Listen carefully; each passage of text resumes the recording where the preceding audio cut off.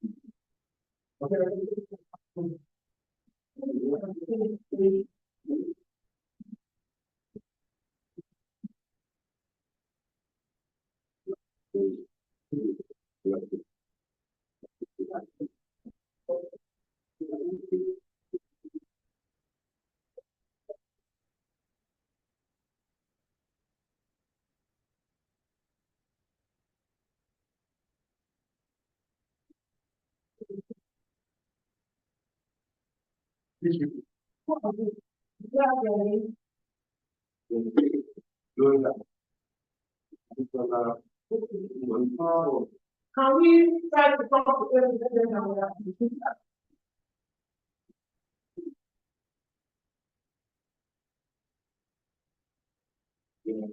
Hello,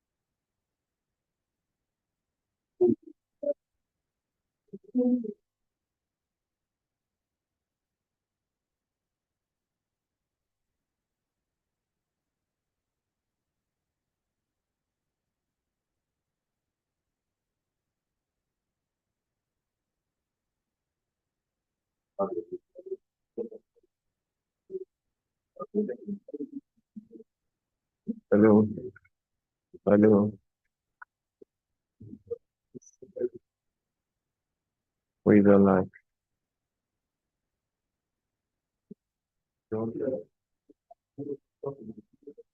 Hello,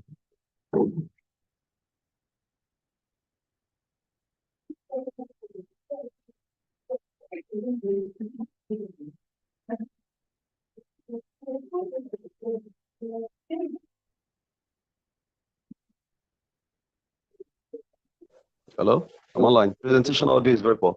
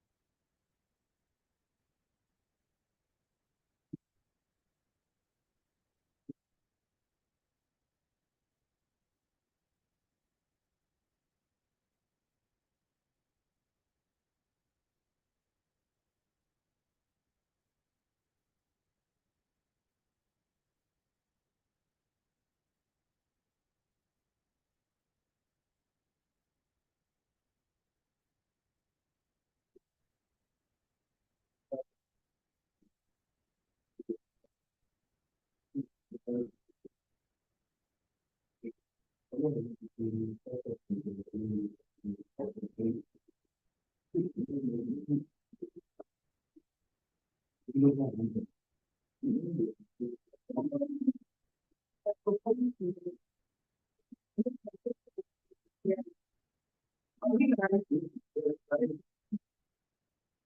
don't talk about it. Can you hear us?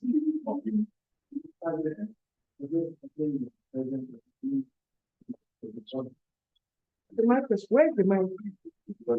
Yes, Governor.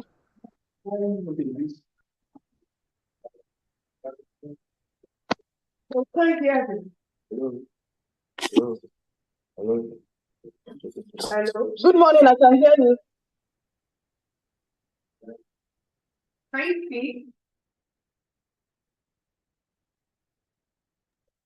I can hear you, ma. Good morning.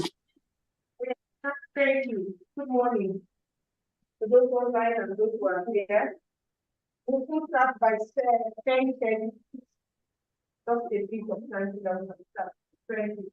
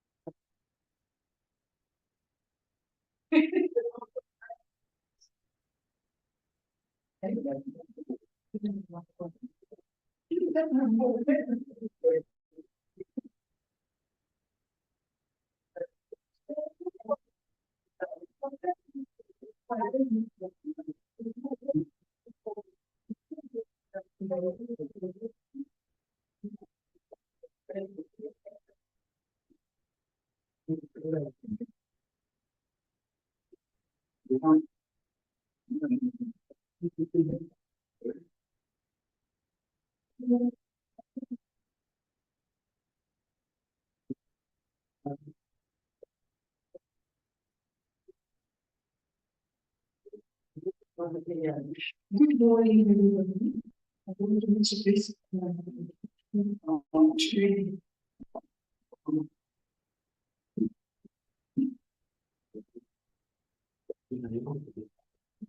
So we are about to start. Can we project our agenda?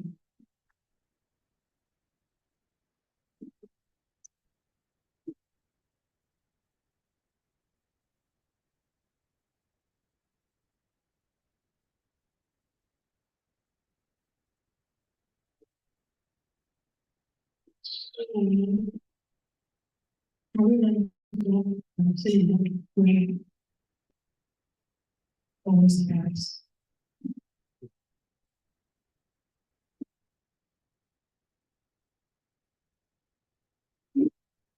I do not think to the second standard of the Nigerian national team. One ready, good, completion. My name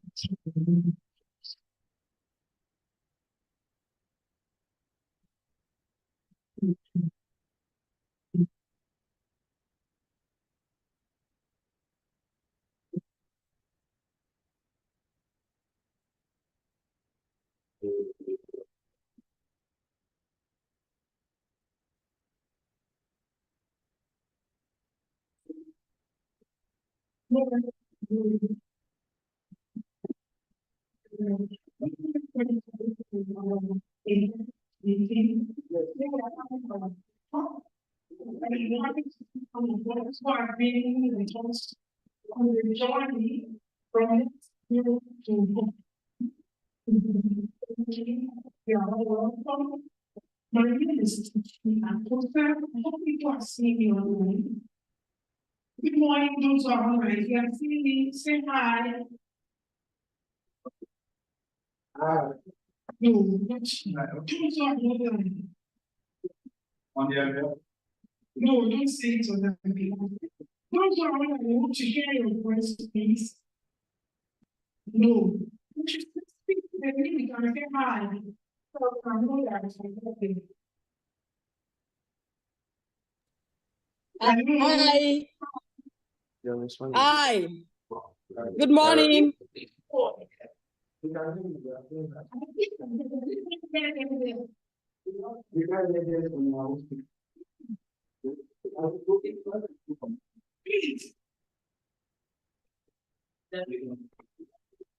Thank you very much, everyone. My name is Lydia Tosa.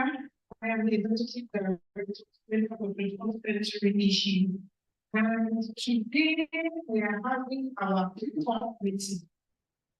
As you all know, that's COP28. After 2020 conference of 2020 conference of the United Nations Convention on Climate Change. We're not supposed to have been working in climate change.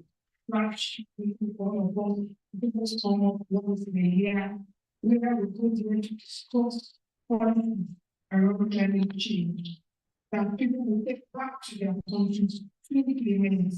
So we have started this story about 2 weeks ago. We have started training civil society online. So we start what the talk is all about, what the government is all about. It's a big policy space. And it's not something we can learn in a day, it's a journey. We have started this journey together. And we are going to talk in the next 1 week. It's going to be a deeper journey by the time we get to talk. And when we get to talk, a lot of things are going to be happening very fast. But we will keep you posted. Some of you have joined our WhatsApp group. It's a very important group.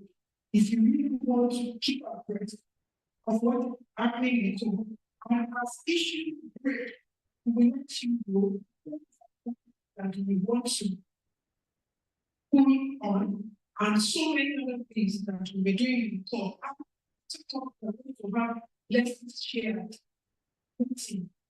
Hopefully, we'll be able to accommodate more people that meeting as in person, but today we are limited. We have just a few people that will accommodate in person, and what the national can join us online. So the reason is because we don't have funds to bring people together, or if they want to do it now, we don't have funds to do that online. So a lot of people that have been following this journey on our training, I'm sure you have enjoyed it. A lot of people have learned a lot about the negotiation. Those of you have followed the training, a lot of people have learned about what we are going to be discussing, where we're going to call. A lot of people have learned about the different concepts of climate change, especially the concept of climate justice, which a lot of people still don't understand. Why we need to collect finance to adapt from the developed countries to the developing world. There are a lot of things that we have identified during our training. We'll continue that. We want to wrap up before this training today, but we want to put it together with our talk and the multi-stakeholders meeting. We expect some people to also join us in this meeting, either online or in person. Morning to all of you, we appreciate you coming here. It does not matter whether you are going to come or you are not going. It's very important that you are part of this movement and you are starting learning, you are understanding the journey, so that when you find yourself in that position, people will come, you understand what you are going there to do. It's also very important for us to understand it. It's a big place. If you get there, you may get lost. But if you don't have a purpose, you don't have a plan of what you want to do, you will get lost in the midst. So please, I want to encourage a whole lot of person going for the first time. Follow those who know the road. Follow those who know the path. Yes.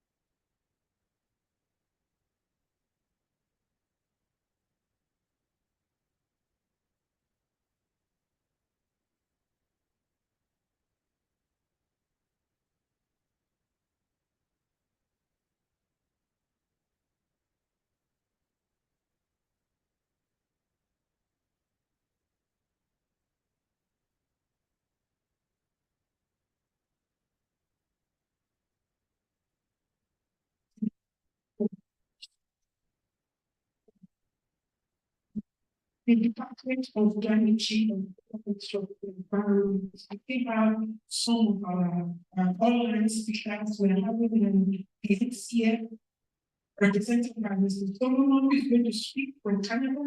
We are going to have one of our partners in this journey, who is also going to present to us the sovereign on civil society participation in COP. It is going to be an interesting review to see how we've been doing over the years.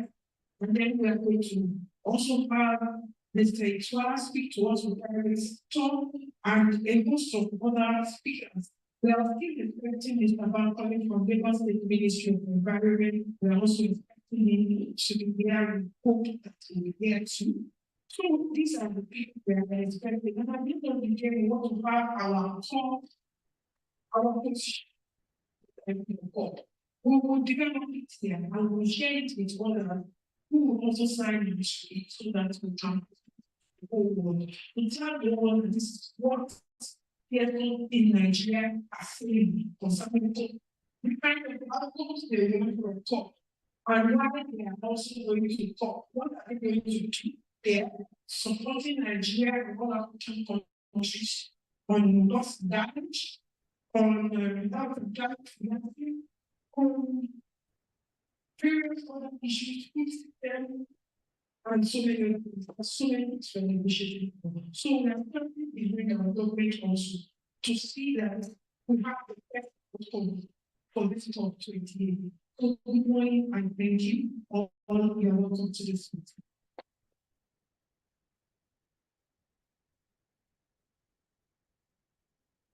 So if the region is online, we have this is the now they have to change.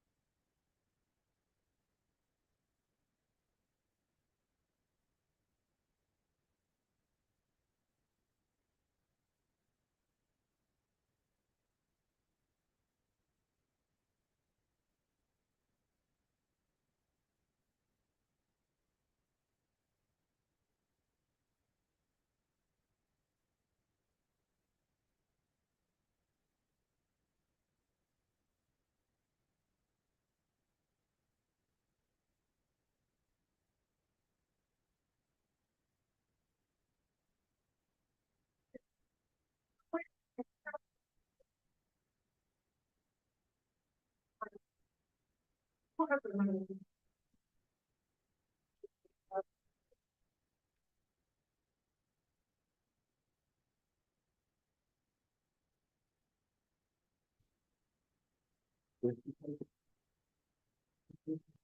know where things can start to the presentation. And the director of the climate change department, she come to the presentation. I know where can you hear us? Yeah, good morning. If you can hear me, kindly confirm that. I can hear you. Yeah. Okay, so I sent in my slides already. If technical can share. Dami, can you kindly coordinate that? I already shared the slide.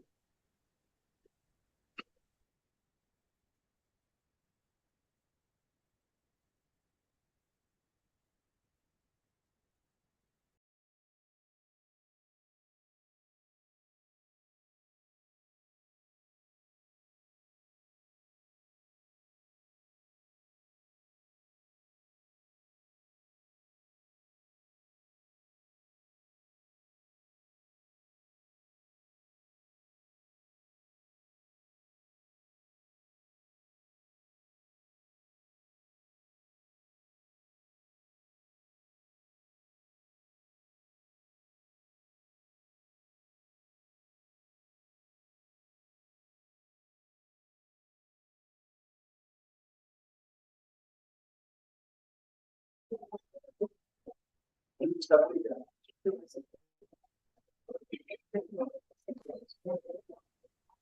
Mr. Bruno. Hello, sir. Yeah, hello.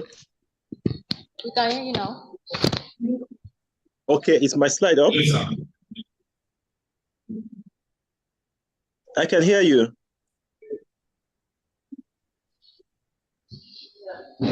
I can hear you. Can you hear me?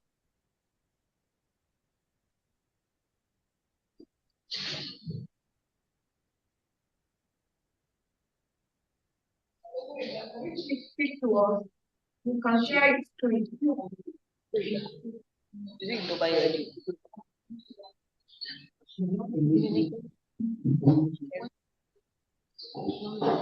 Hello, do you have my slide up now? I can.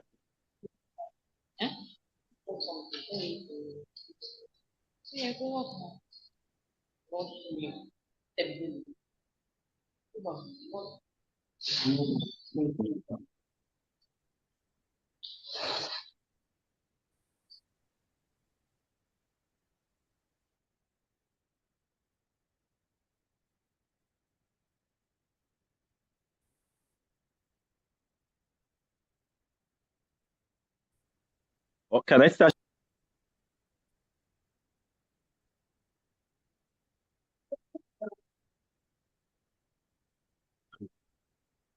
Hello. Hello, we can hear you, sir. You can share your screen. You can proceed to share. Okay, I can share from here, but I have the slide with Dami. Okay, let me try from here.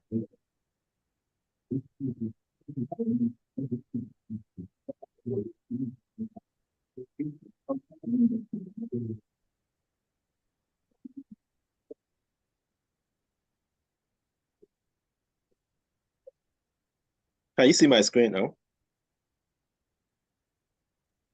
Yes, you can, sir. Okay. So good morning, everyone, and thank you for coming around and joining us for this session. Mine is just a very brief and short overview of the questionnaires that we sent out to you that you also responded to.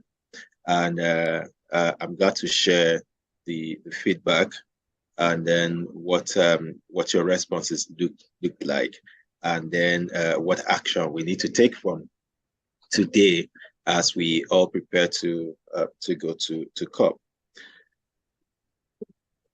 I also acknowledge the partnership and collaboration with other partners that have joined us to make today a success. My name is Boyega Olorunfemi. I'm the project lead, Society for Planet and Prosperity. So the overarching goal of why we are here has been quite established. And then to some of you that have been following us in the course of these sessions, up until today, we would have already nipped some of these into the conversation that is ongoing and why we are having this conversation. So we ask that we try to put together responses from those who participated in the survey. At first we roll out expression of interest, and then after the expression of interest, we decide to put out the survey to actually get more feedback from you, and then it appears that there were a lot of responses on the expression of interest. 36% female, and then 63% male, 267 responses. And then to the questionnaire, to the survey, 104 responses, to the survey. And then, I kind of watch from the expression of interest to the questionnaire, and then and to participation in the real session. Attendance has averaged maybe 60 or thereabout. So this is something that I really want us to look at as CSOs, and of course why we are not really getting those feedback from ourselves on what we need to do. So this picture is to show to us where we are moving from. So does it mean that we like the cause, but then we don't want to get involved when it comes to the doings? Well, we are starting on a ground that will make us have a sustainable CSO engagement before COP, at COP, and post-COP.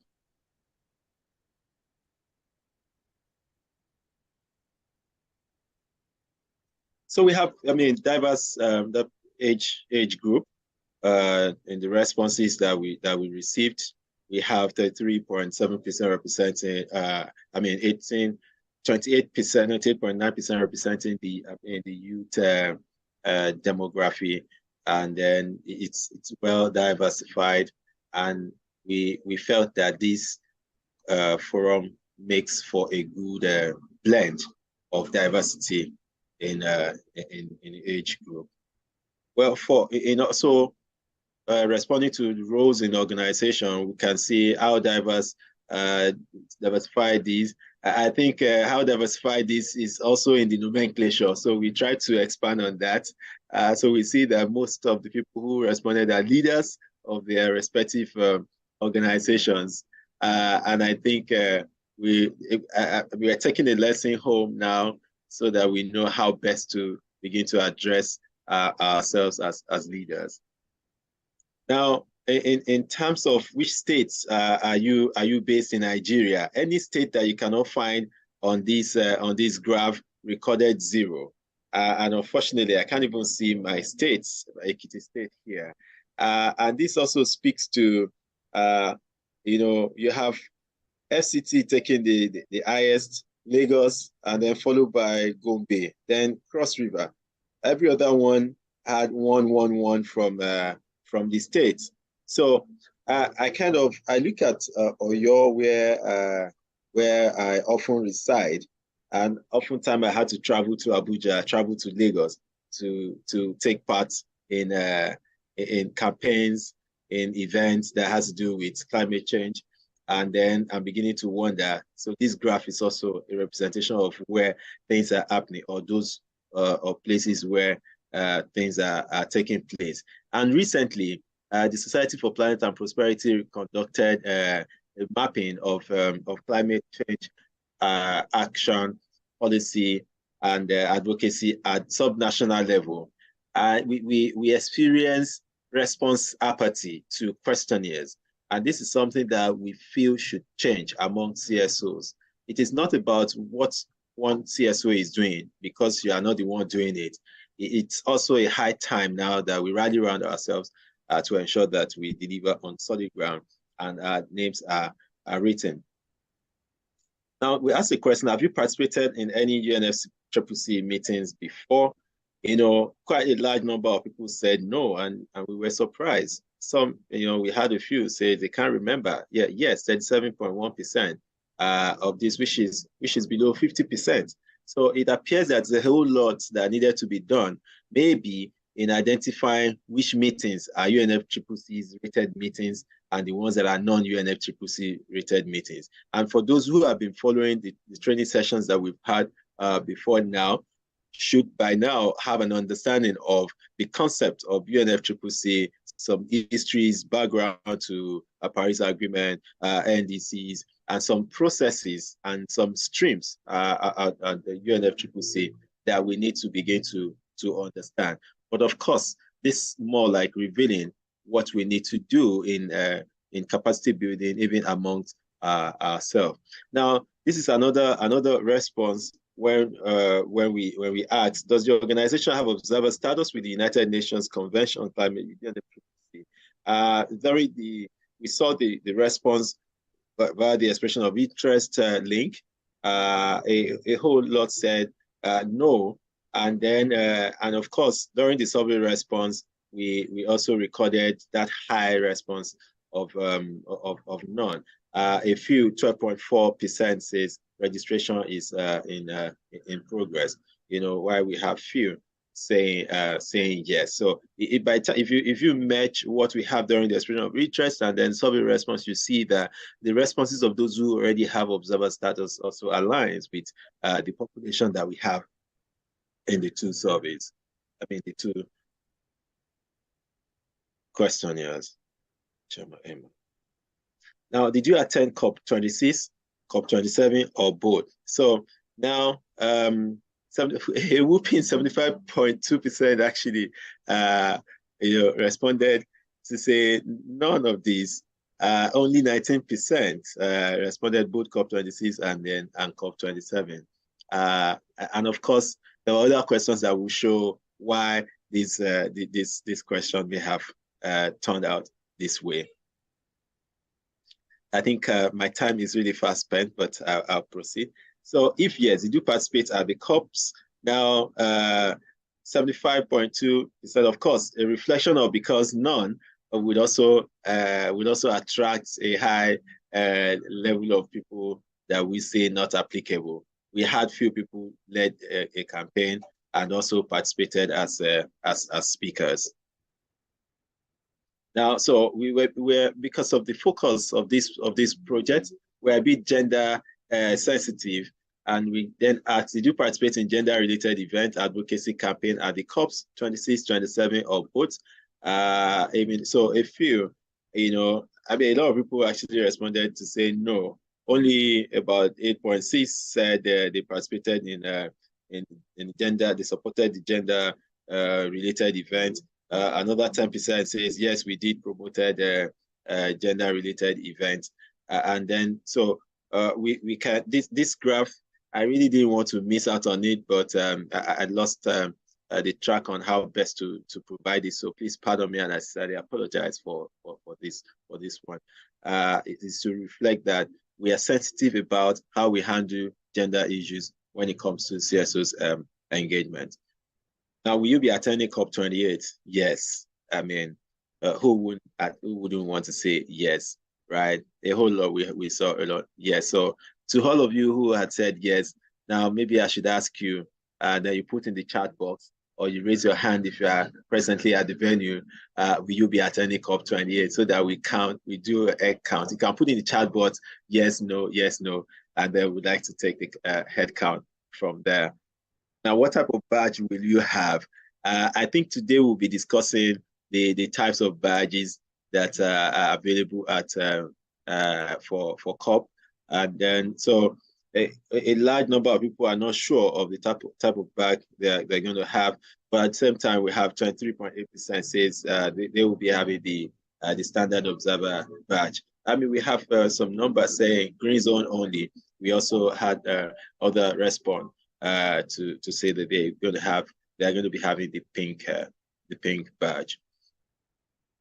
So you want to ask why does these questions are necessary? We try to ask to be able to elicit feedback and know which areas that we really need to increase capacity building and ensure that we are all on the same page as leaders. Will you be available for in-person or virtual support during COP28? One key thing that's very important is that you can as well go to some of these meetings and then ended up not and return home uncoordinated without having any very unique lessons to bring back, because the events are almost happening at the same time and you get confused whether you should attend one or the other. So what we have also put together to do strategically is to identify those key streams that you're going to be following during COP, so that we are also getting feedback from you to say, what did you hear about renewable energy today?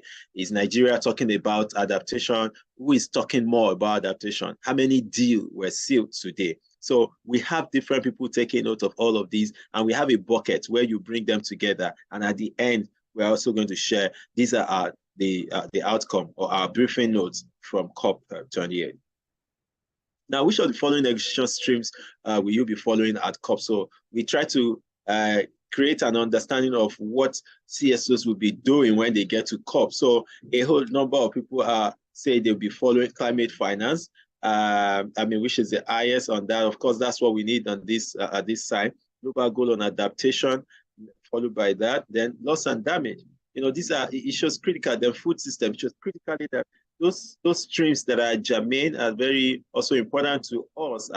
What are some of the key streams that the CSOs from Nigeria will be following? And we look forward to you ensuring that you follow up deliberately, and then with dedicated sense of purpose, and then bring back all of these for us to also be able to put out our briefings in the end. Now, which of these UNFCCC constituencies does you or your organization belong to? And of course, a large number of us belong in environmental NGO. We've seen women and gender-based NGO, and we also have research, and then we also have some of us in the research space, and then some in local government and then municipal authority. So what do you consider as challenge, in attending COP? I mean, this is when you see the response to, will you be attending COP? This is when we now realize that the response has whittled down a bit, because funding constraints. A whole lot of us still are holding our accreditation, but we are still looking for funding in order to enable us travel. I mean, I wish I have the capacity, or we do, and then we could get everybody to get to complexity and bureaucracy for applying to visa. I really don't think there are. I mean, I think this needs to be looked upon as well. The bureaucracy for accreditation. I think this is when CSOs should actually, increase their voices as to why should the accreditation process be this complex, and I think one of the things that I see that is so smooth for this one is the moment you get you have your accreditation, seamlessly you get your visa, and there you go, limited access to information. So because we are not working together, we are not sharing. So if we begin to work together, we will then be sharing. And that's the essence of us having a platform for CSOs in Nigeria, that we're able to share information ahead. In fact, now that some people are looking for funding, people should have been able to get funding 6 months ahead to COP. So that's one of the key things I really want us to achieve with our coming together. Travel and visa restrictions. I think the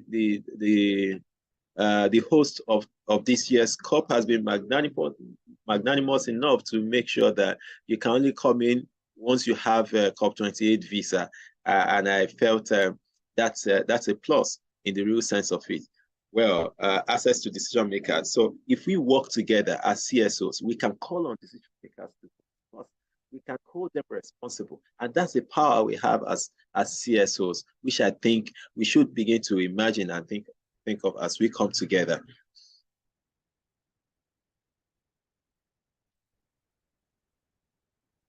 Okay, my slide is frozen. Okay, so what are your recommendations on how to make COP process better for Nigerian CSOs? So we try as much as possible to put some of these words ahead, and then we see that a whole lot of people responded also. I mean, funding support, you see, funding support, much as it's been a challenge, is also number one on the list of recommendations. But we really can do it only if we work together. Funding support for CSOs shouldn't be a Herculean task that we are not able to. But if we work together and the society is seeing us delivering on what is expected, then I think funding shouldn't be an issue. I look forward to next year to see that funding doesn't show up on this track. Capacity building and continuous engagement, of course, absolutely, and then and all time spot on. We should continue to build capacity. We should continue to engage with ourselves. We sent out expression of interest 260 something, and we sent out survey for people to respond 100 and something plus. Then we open up the session for capacity building, less than 100. So we really need to think deeply into these things and see who is doing us. Let it not be that we're doing ourselves. That's just been on the lighter note. Information sharing and collaboration. Yes, many of us have been working in silos, and when we see ourselves, we'll be complaining that we are not getting this one, we are not saying that one. Let us work together. Let us collaborate. Now, three organizations are coming together to put this together, and we have seen the power of synergy. We have seen the power of collaboration. If one person is not up, the other person is there. If the person is not up to date, the other person is there. And we are providing support for ourselves to ensure that what you are seeing today is indeed people with one goal, working together to deliver this. Support for advocacy and influence. When we work together, we can always get support, right? People that provided support for this, they always have people who are interested in what they are doing, and they can also, pass it with them to say, we have CSOs who have done this for us, and they really need to do more. Can we get your support to do this? Can we get your support to do that? And that's why it is important that we continue to work together and say no to working in. Of course, there are unique, specific projects that you can do without needing anybody's support. But when it is necessary and important, let us work together. Has there been any efforts at coordinating Nigeria CSOs for COP, pre and post COP in the past? So about 49.5% say yes, 15.2% say no, about 35.2% say they are not sure. And now here we ask, can you read the effectiveness of the coordination? Only 11.4% says it's highly effective. 26.7% says effective. We have a large, I don't know what is happening. Is it, I don't know whether they're asking people not to talk. 45.7% says they're neutral. I don't know why they're neutral. However, 16 says, 16.2 says ineffective. So no one has actually said it's highly ineffective. I think we really should get back to that, identify what works, and that's what we're doing. For those who have done this in the past, please reach out to us. Let us know what worked, what didn't work, what can we combine and integrate into what we are currently doing, and we'll make it a lot better. Now, so this is a call to action on the road to COP28. What we are going to achieve at the end of today is a strategy that will form a living document that Nigerian CSOs has agreed to following at COP28. Are we going to make demands? Are we going to put in our expectations? This is what today is expected to do, and we're going to sign it off, just like Madam Titi Akosa said in her welcome remark. We are going to all sign off, and then get it into publication. We have a very strong and solid comms team working on this together on this project, and they will remain solid before, through, and after. Thank you so much for your rapt attention. I wish everyone a very beautiful deliberation and a great day.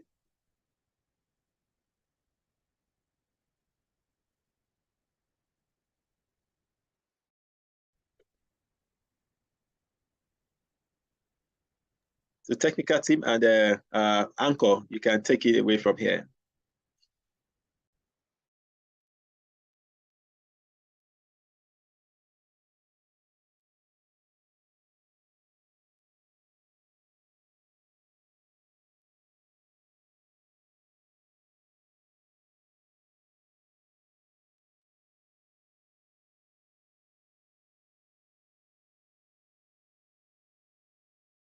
Give us the remarks on behalf of the Director General of National Council on Climate Change.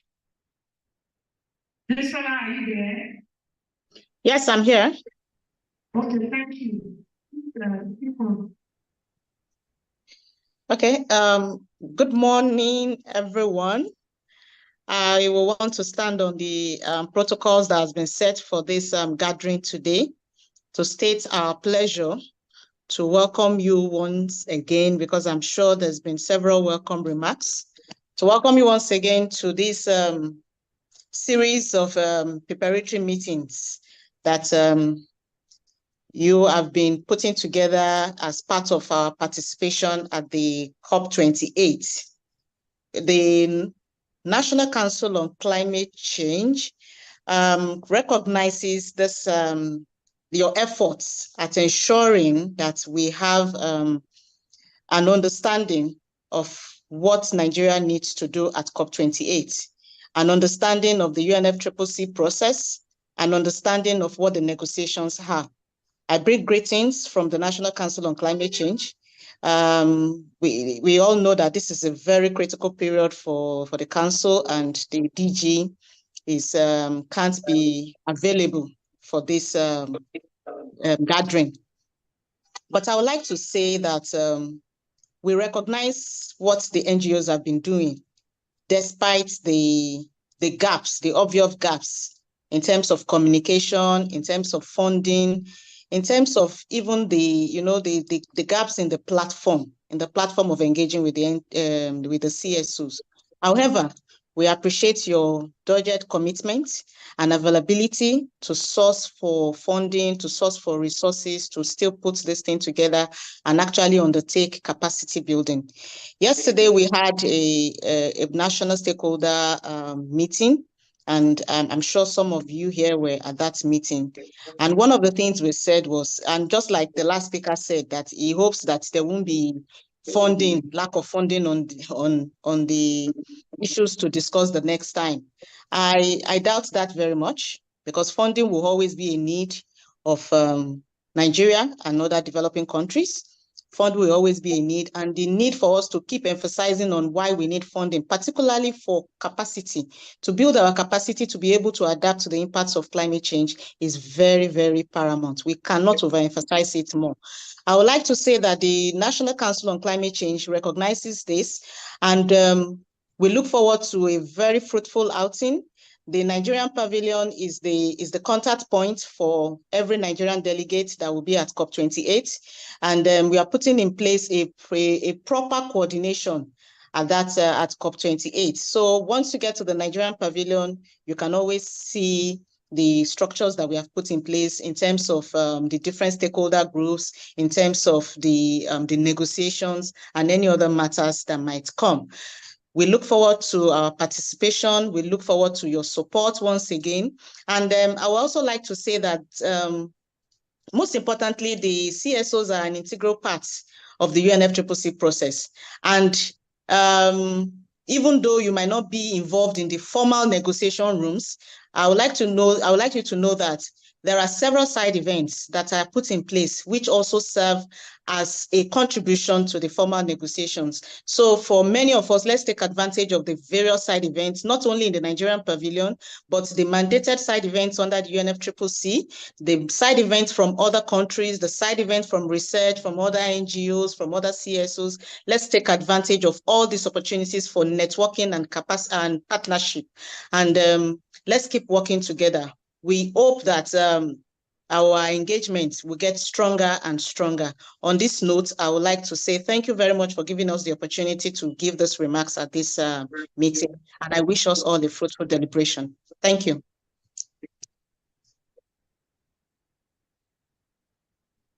Thank you very much. All our participants would like to ask some questions, either from Mr. Boyd or Ms. Stewart. Before you go, please, you can respond to some questions. Please, people can raise up their hands to ask questions, either online or here. Thank you. Okay, good morning, everyone. My question is actually for Mr. Ray. My name is very fantastic survey, and the report is very good. And I don't know, so that the first time I'm seeing this kind of data being captured as regards to CSO participation. My first experience as COP28, I wrote them. Everywhere trying to catch everything, and it's very confusing and tiring. But by the time I wrote the second one and the third one, I learned that you need to have a target of what you want to go to COP to do, with what you want to take from COP, basically. Now, you highlighted some challenges for CSOs. Everything is true. To the extent that funding, I like the fact that funding is stopping the peace. The other aspect of it is a lack of cooperation amongst CSOs themselves. We're having all of this in all well and good. But afterwards, I mean, there's something called multilateral, multi-stakeholder partnership in government initiatives. The CSOs are often not carried along by the government functionaries, but the CSOs themselves, on the other hand, they are not cooperating with one another to see how to think about these things. But I believe that if the CSOs are unified in whatever it is that we're doing, it will be easier for us to keep going to government and saying, we're not doing this right or doing this right, and this is how we suggest or recommend that we should go about it. So, aside from funding, aside from all the other aspects that you have highlighted, I think sometimes we actually shoot ourselves in the leg as CSOs. Thank you.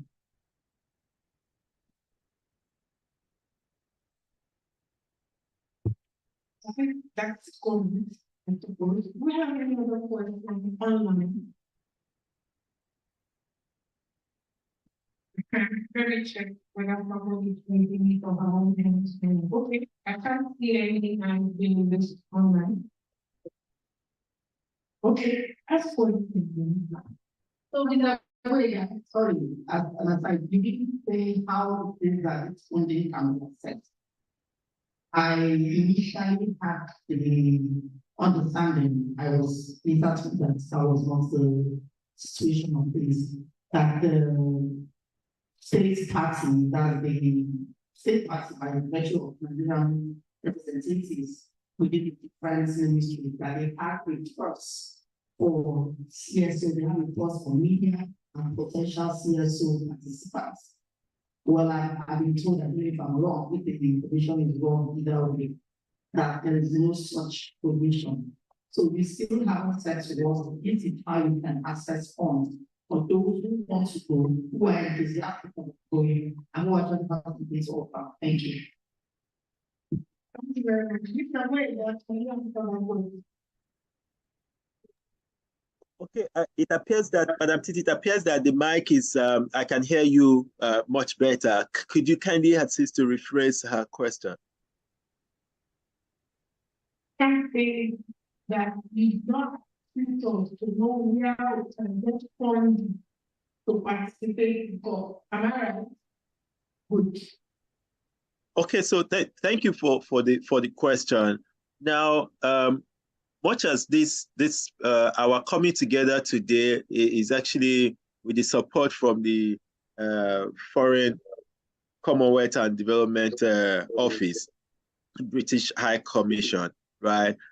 Providing this support for the 21st Century Issues, Society for Planet and Prosperity, and Enviro News to actually commence engaging CSOs and ensuring that CSOs did not just attend COP without an objective. So for us, because of our track record within this space and what we have also done in previous COP as organization, we kind of say that the gaps that we have identified in the past, right, coming together is going to assist us to bridge it. So, in one of my, I was referencing that if we work together, there is possibility that CSOs will be having their COP expenses funded 6 months to COP. And I think that is possible, right? So we are not the one to provide this fund, but if we work together, I think the possibility that funding will not be a challenge in the end is going to be reduced. And that's what I really want us to have an understanding. And perhaps I see what drove the high number in the expression of interest, and then it became reduced by the time we got back to say, yes, having accepted your expression of interest, kindly fill this form. Maybe some people pulled back because we are not saying we have funding available for COP, and then some people pulled out. And then after filling the questionnaire, when it was time for us to come together, and some people see that there's still no funding for them to go to COP, and then they didn't participate. Right? So, and you don't know who and who will stumble on these items by the time we put them, because they're even streaming live.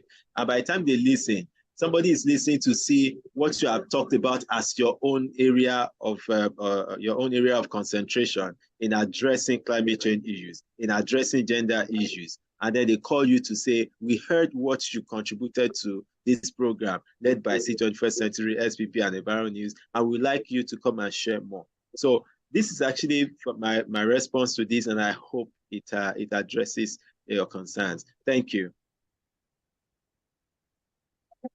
For responding to that question, we have the director of the climate change department, Federal Ministry of Environment online, in person of Dr. Akiola Awe. If you are having a speech, you can speak. Hello.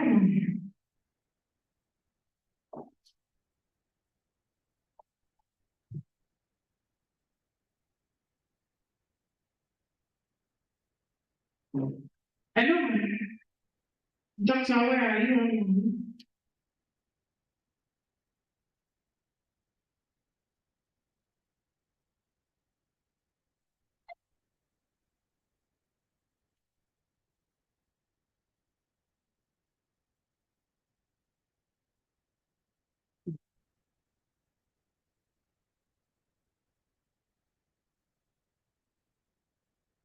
Where is it?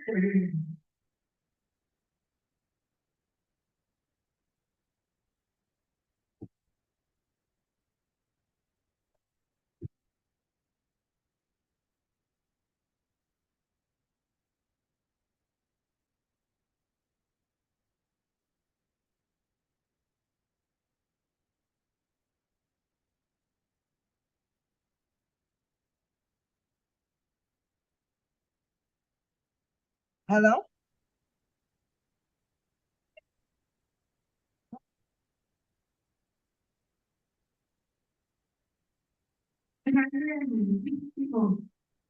Oh, you're waiting for me?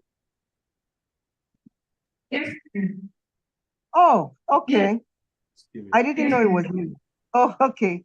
All right. Good morning, everyone. Sorry, I can't go on video right now where I am. My name is Dr. Adetola Salau, and I am the Special Advisor on Education to the Executive Governor of Kwara State. So I'm looking forward to this engagement because we're going to be working on a lot of climate change education initiatives for our students. So I'm looking forward to meeting a lot of you that are here, NGOs, to see the kind of work we can do in collaboration so that we can upskill and I don't know, will I use the word sensitize a lot of the students that we have in Kwara State? And then hopefully you can use that ideas to also run things in Lagos. So I'm really, really, really excited and enthused about meeting a lot of you. I will be on ground from next weekend. So look out for me. Once again, my name is Dr. Adetola Salau. Again, the SA Education to the Executive Governor of Kwara State. I'm really, really looking forward to meeting everyone and being able to engage with you to see what we can do for our students. My portfolio is policy formulation and human capacity development. So that covers quite a bit. So you can come at me from different angles and we can sit down and discuss and see what are the things we can do to partner together to drive a lot of this work that we're trying to do for our students. I'm also very interested in girl-child development and upskilling. So that's another area if you want to talk to me about, particularly in regards to science education, STEM education. I'm a very, very big advocate and I've been pushing a lot of work. Right? Thank you.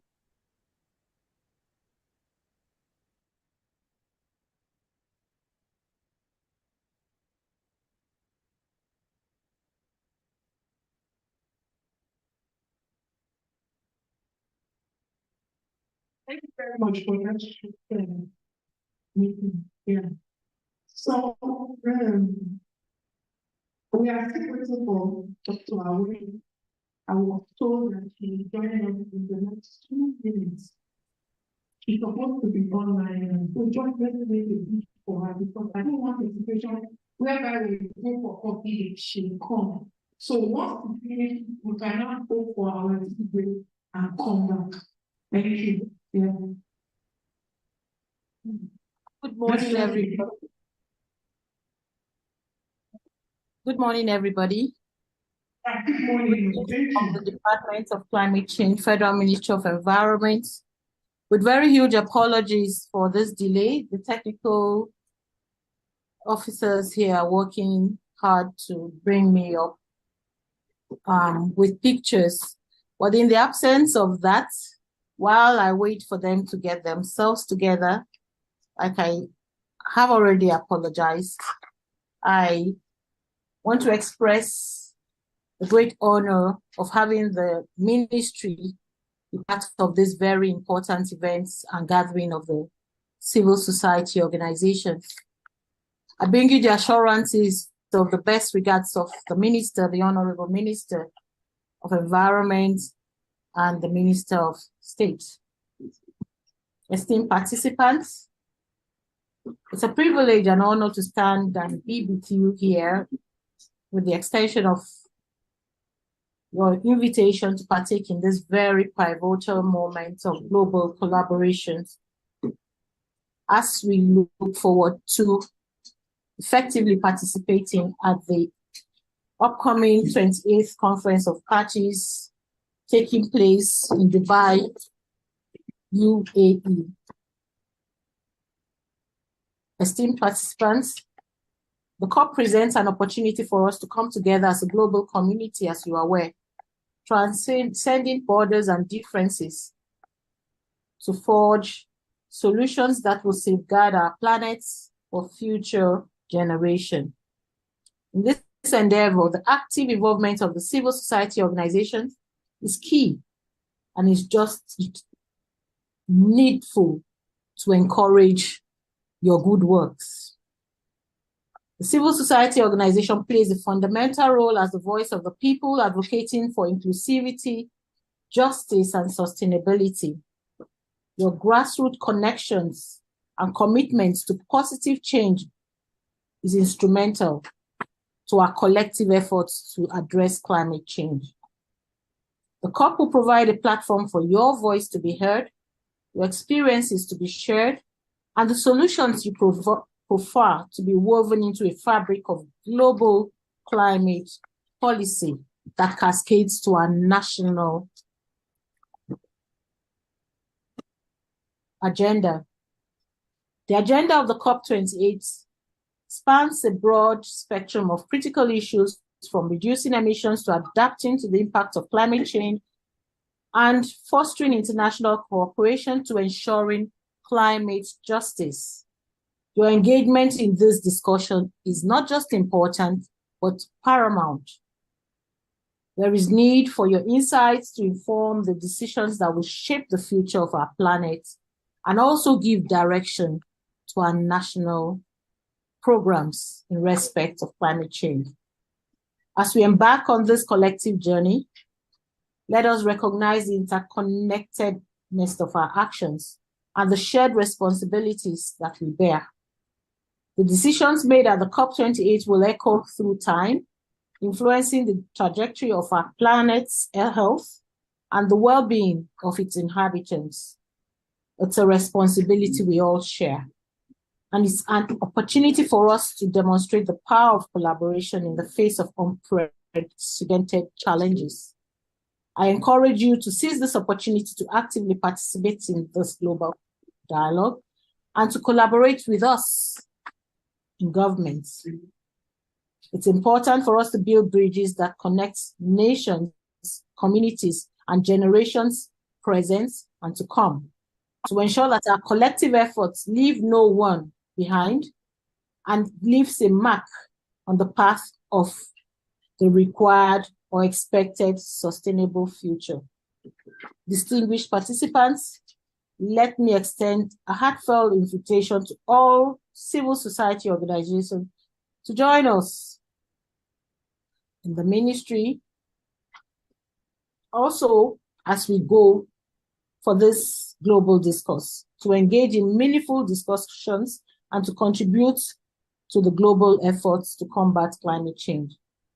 On this note, I want to thank you again.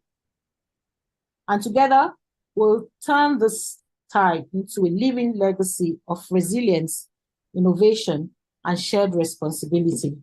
I look forward to your invaluable contributions at the COP28 and wish you safe journey to Dubai and return for us to do the needful to accelerate progress on this very important global issue. I thank you and wish you fruitful deliberations. God bless you. So much, man. We appreciate your presence online for this wonderful speech you have given to us, and we will take to call.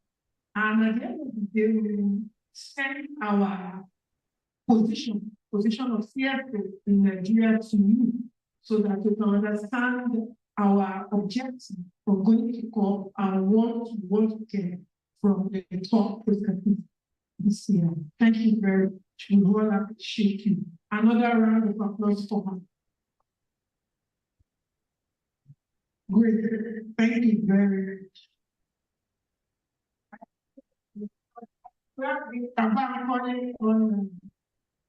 Mr. Bankole of Department of Climate Change, Lagos State. Are you on, sir? Hello, Mr. Bankole. He told me he's online. Okay. So we want to hear from you, sir. We have just heard from DCC. So we want to hear from Lagos State. Mr. Bankole will share his experience in going to COP, leading Lagos State, and what has been the relationship of Lagos State with civil society in mobilizing for COP in Nigeria. Thank you, sir, especially as it relates to Lagos State. You are welcome, sir.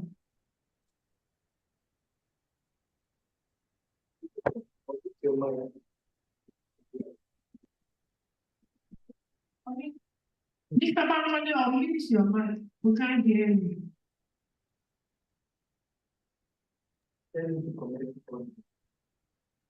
Connect to your audio. Connect with your audio, please.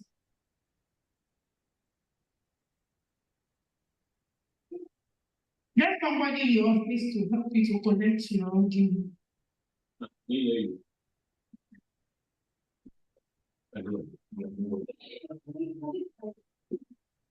Type it to the chat box. Mr. Abubakar, you have joined, but you have not connected with your audio. Join audio. There's a join audio by your left hand side.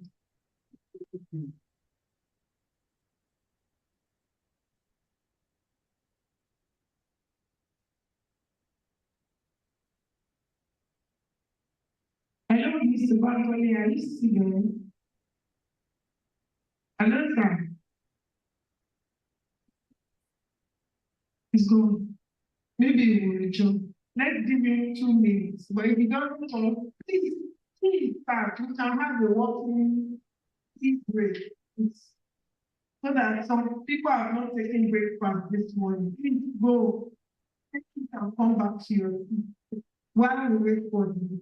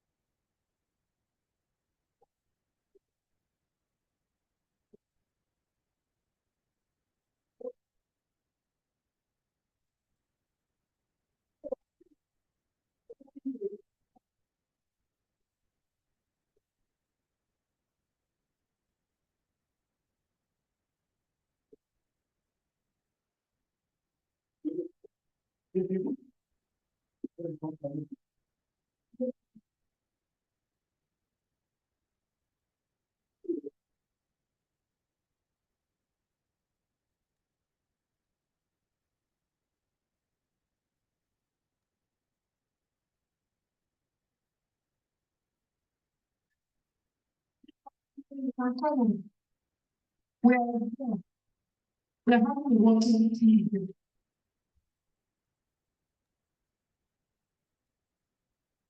Hello, Mr. Bankole. Hi.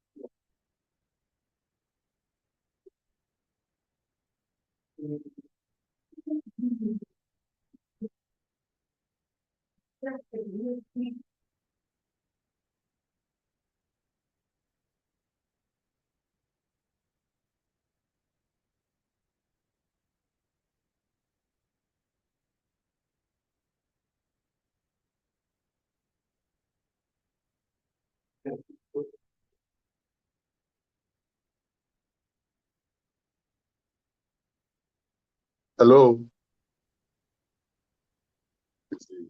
Good evening. On your permission.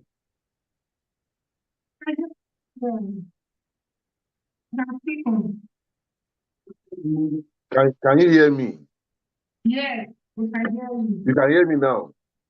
Yes, very well. Okay. Good. Good morning once again.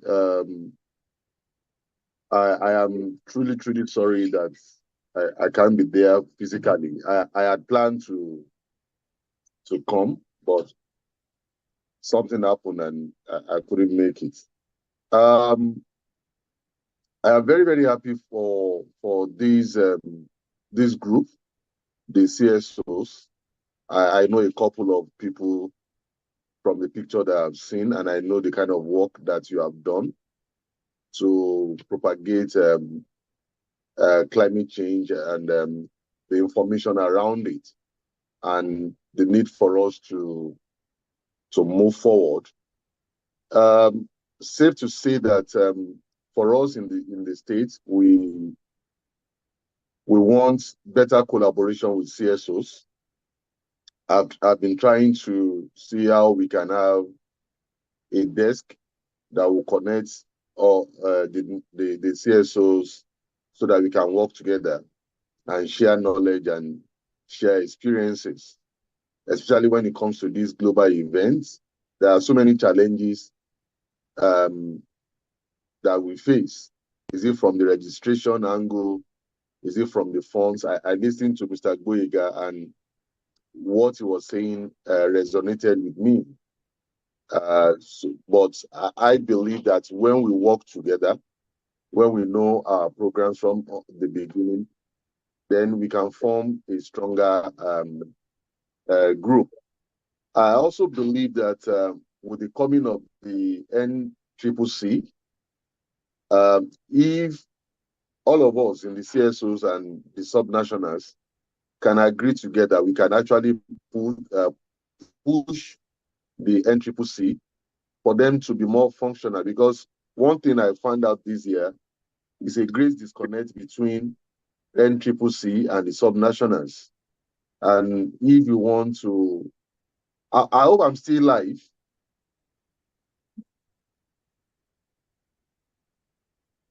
Hello. Okay, because the picture I'm seeing does not show that. It's like I'm just talking to myself. So I'm saying that if we can, form a good synergy between the subnationals and the CSOs, we can pressure the NCCC to do the needful. Because one thing I've noticed this year is lack of communication from the center to everybody that is connected to this subject matter.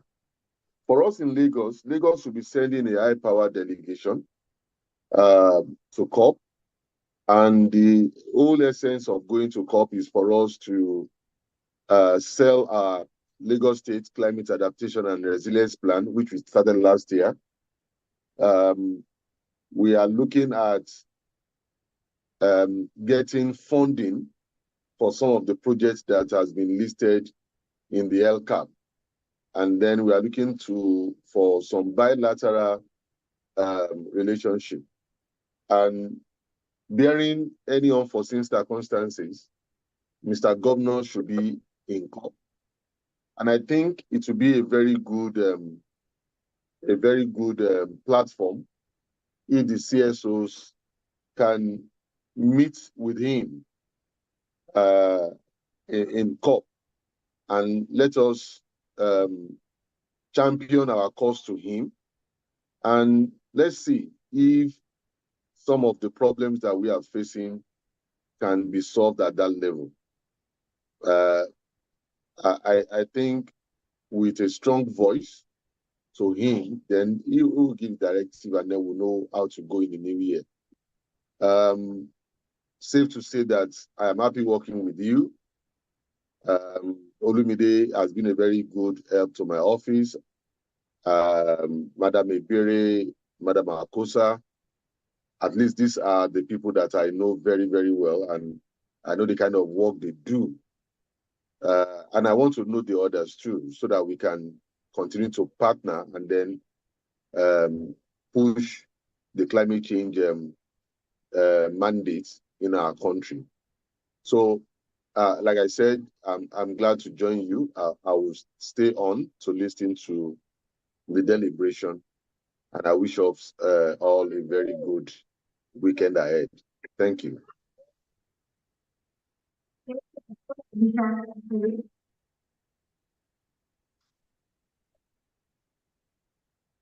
So, do we have any question for Mr. Gampere before we go to the next speaker? Because Mr. Yombati is already online and is ready to talk to us. Any question? So if you don't have any question, Mr. John, are you online? Yes, I am here, Titi. Yes, Titi, good morning. I am here. Thank you.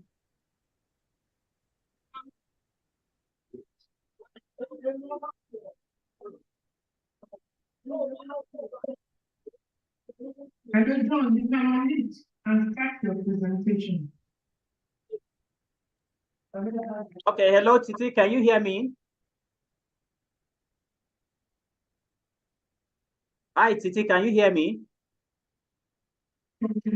Another round of questions. Thank you.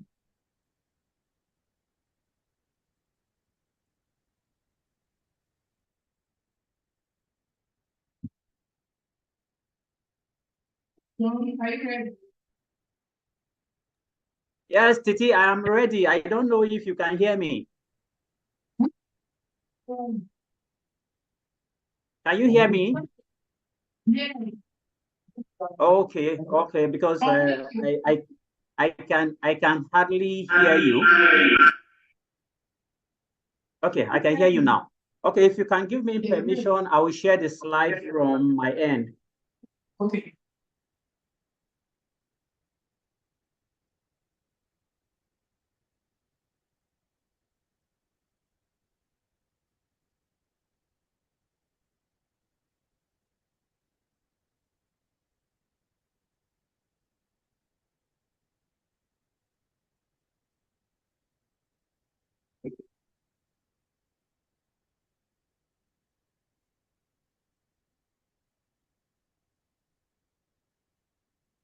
Can you give me permission to share?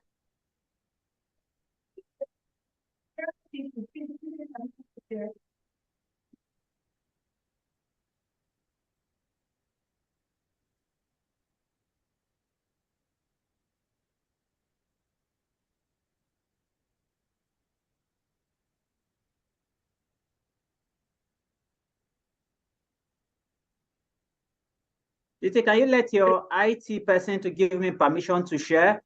Or maybe you can share the slide from your own end.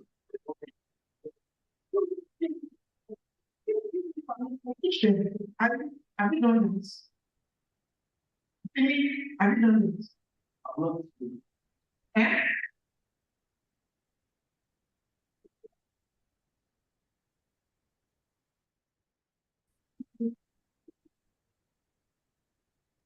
The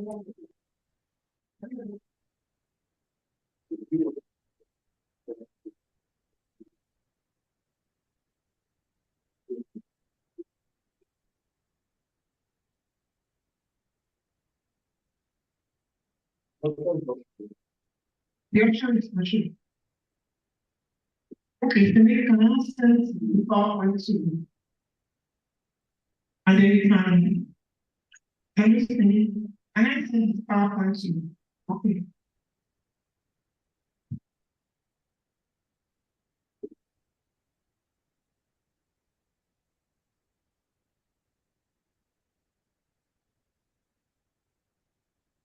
Okay, so Titi, if you are ready from your own end, you can share the slides from there, and I speak to the slides from here.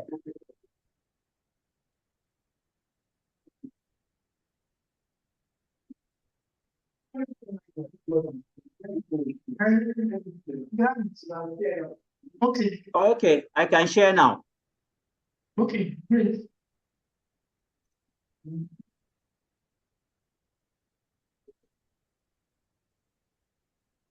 All right, good afternoon, everyone. Good afternoon, Titi. Good afternoon, all the participants in the house. I can see you are enjoying your tea break already. Hope mine will be sent to me virtually, Titi. Okay, it is my pleasure to make this presentation about understanding the UNFCCC major groups and constituencies. So my name is John Baki. I am the Deputy Executive Director of Women Environmental Program. Women Environmental Program is a women-led non-governmental organization that works on issues of environment, and WEP is also a member of the Women and Gender Policy of the United Nations Framework Convention on Climate Change. We are headquartered in Abuja with offices in countries like Togo, Burkina Faso, Tunisia, Niger, and Sierra Leone. To start discussing this topic, let me quickly lay a background about the major groups or constituencies as we have it under the United Nations Framework Convention on Climate Change. It was at 1992 World Conference on Environment and Development that took place in Rio de Janeiro in South Africa that the 9 major groups of the United Nations were formed. And the formation of the 9 major groups was based on the fact that achieving sustainable development require collaboration, require input from all the sectors of the society and all the different groups of people. So it was at 91 that it was agreed that the UN open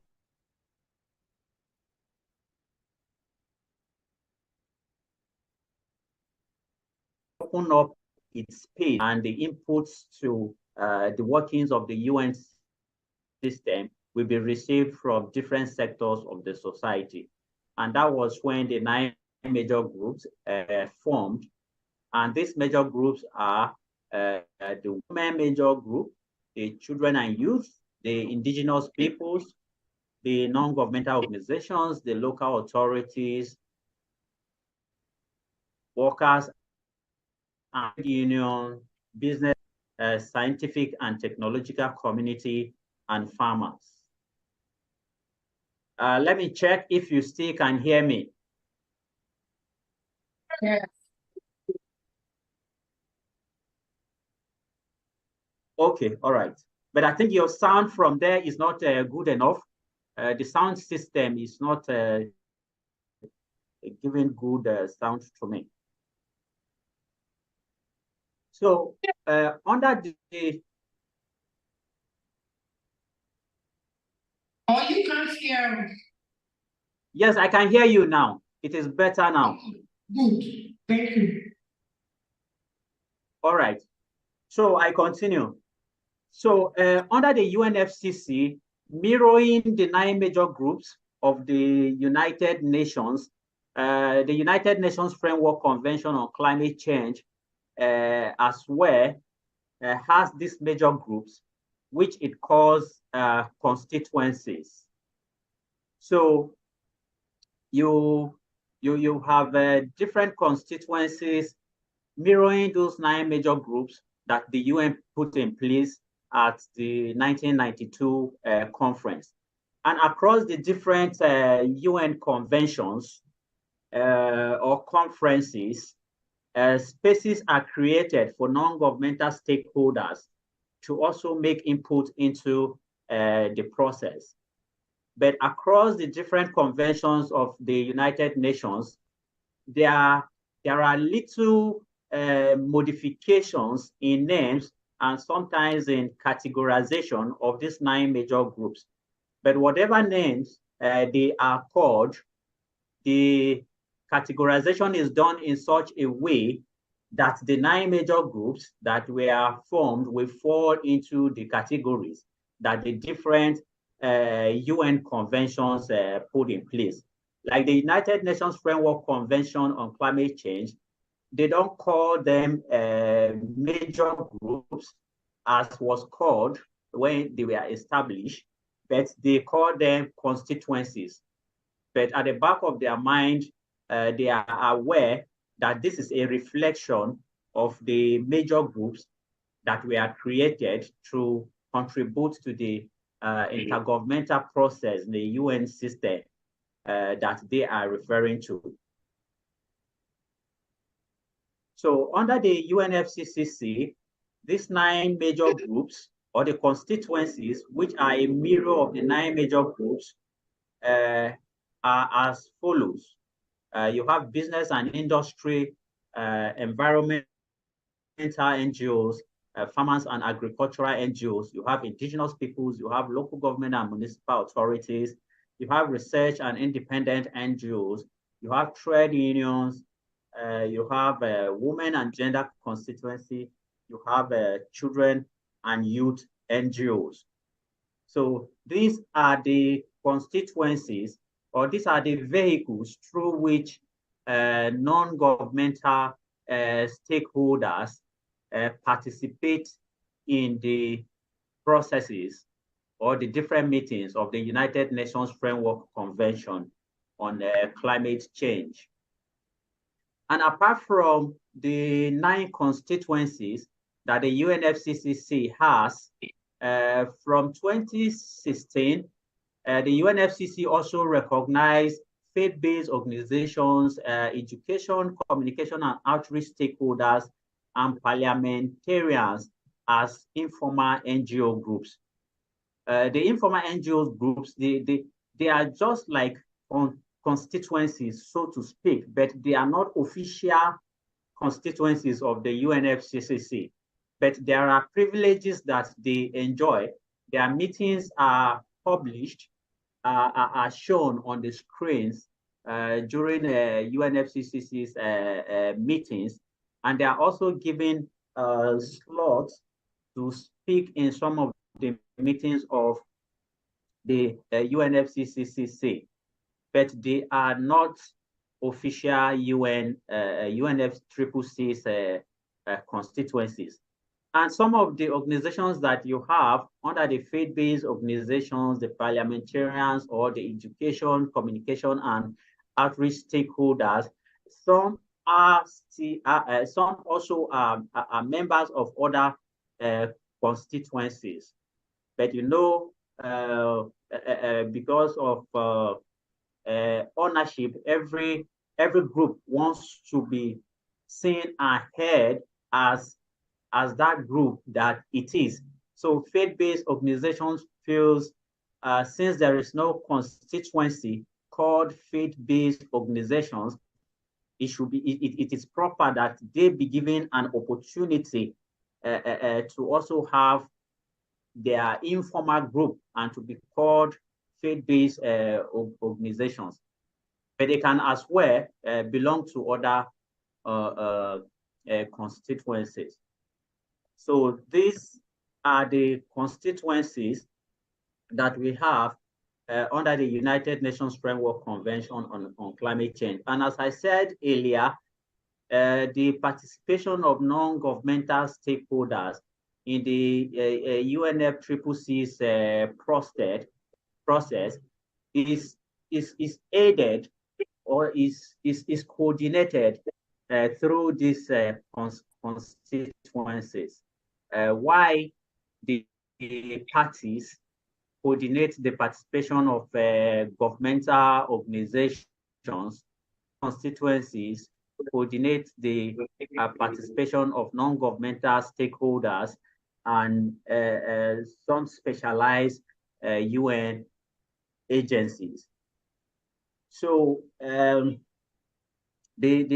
support accreditation, which I talked about earlier, and the constituencies also help in amplifying the voices of local communities at that level, at the global climate change talks. And representatives of this constituency are also sometimes given the opportunity to speak at some plenaries during climate change conferences. So this grouping is to aid participation. So an individual organization at UN climate change conference standing on its own may not be very effective if you do not align yourself with any constituency, because the space is large and complicated, and the structure of the UNFCCC is in such a way that communications to different accredited non-governmental organizations is most times done through the constituencies. So even if you want to act alone in the UN climate change space, it will become difficult for you, as you will not receive that due attention unless you align yourself with a constituency whose mandate is in line with the work that you do. That is where you can make your contribution as an individual organization who is now a member of that constituency, and you can also represent that constituency in meetings. You can speak at plenaries if the constituency nominates you to represent them at those plenaries where they are given opportunities to speak. So acting in a constituency gives you more that opportunity to influence what happens at climate change conferences. So generally, constituencies can influence negotiations, and they can influence negotiations in the following ways. Constituency conduct research and present findings and recommendations to parties during some of the side events that they organize as a constituency or their member organizations organize. Or these findings could also be shared with UN agencies and parties to inform what they are going to say when they go into different negotiation rooms.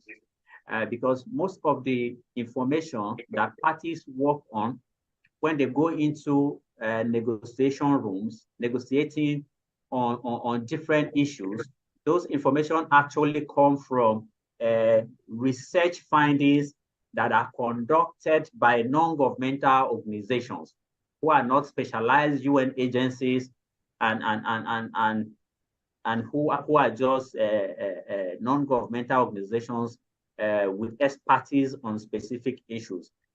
Parties use such information to negotiate. It gives them a background to the situation they are negotiating on.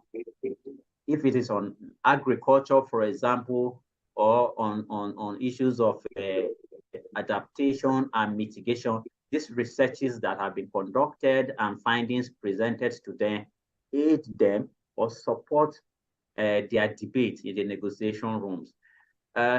Constituencies can also organize informal meetings with negotiators to share their positions or participate and observe official meetings that are open to members of the constituencies. Because at climate change conferences, it is not all meetings that are open for participation by accredited non-governmental organizations. There are closed meetings that are closed to only those who are parties, who are representing countries, who are representing government. And as you may know, the UNFCCC is an intergovernmental process. So it's is a discussion, meetings between different governments. So non-governmental organizations are observers. They are only observing the process. That is why you will not find non-governmental organizations accredited to UNFCCC negotiating in any official meeting. Even if they are there, if they are open meetings and they are allowed to participate, they are not allowed to talk. You not contribute to anything because you have your limits. It's an intergovernmental process, and so you are not allowed to contribute, except during some of the plenaries where you are given opportunities to make few minutes interventions. So you can also support your negotiators with information they need to make informed decisions as it regards the text that they are negotiating. Like in Africa, for example, we have African group of negotiators. We have African group of negotiators who negotiate the interests of the African continent. So these negotiators come from different African countries. Some are people that work with government, some are people that work with civil society, but have been mandated to negotiate on behalf of the government. And this group of negotiators relate with civil society organizations to also get their input into what they will be negotiating. So civil society organizations who are knowledgeable on issues of negotiation can advise their negotiating blocs on what the continent wants and how they feel that they should approach the issues when they are in negotiation rooms on those specific issues. Civil society organizations can also organize peaceful protests during climate change conferences. Those who are familiar with the COP environment, you would have seen the different protests, peaceful, silent protests, and some rowdy protests that civil society organizations stage and these conferences, trying to push what they want to form part of the decision that will come out of the negotiations. And all these protests have a way of getting information to negotiators to influence what comes out of the negotiating rooms. Civil society can also organize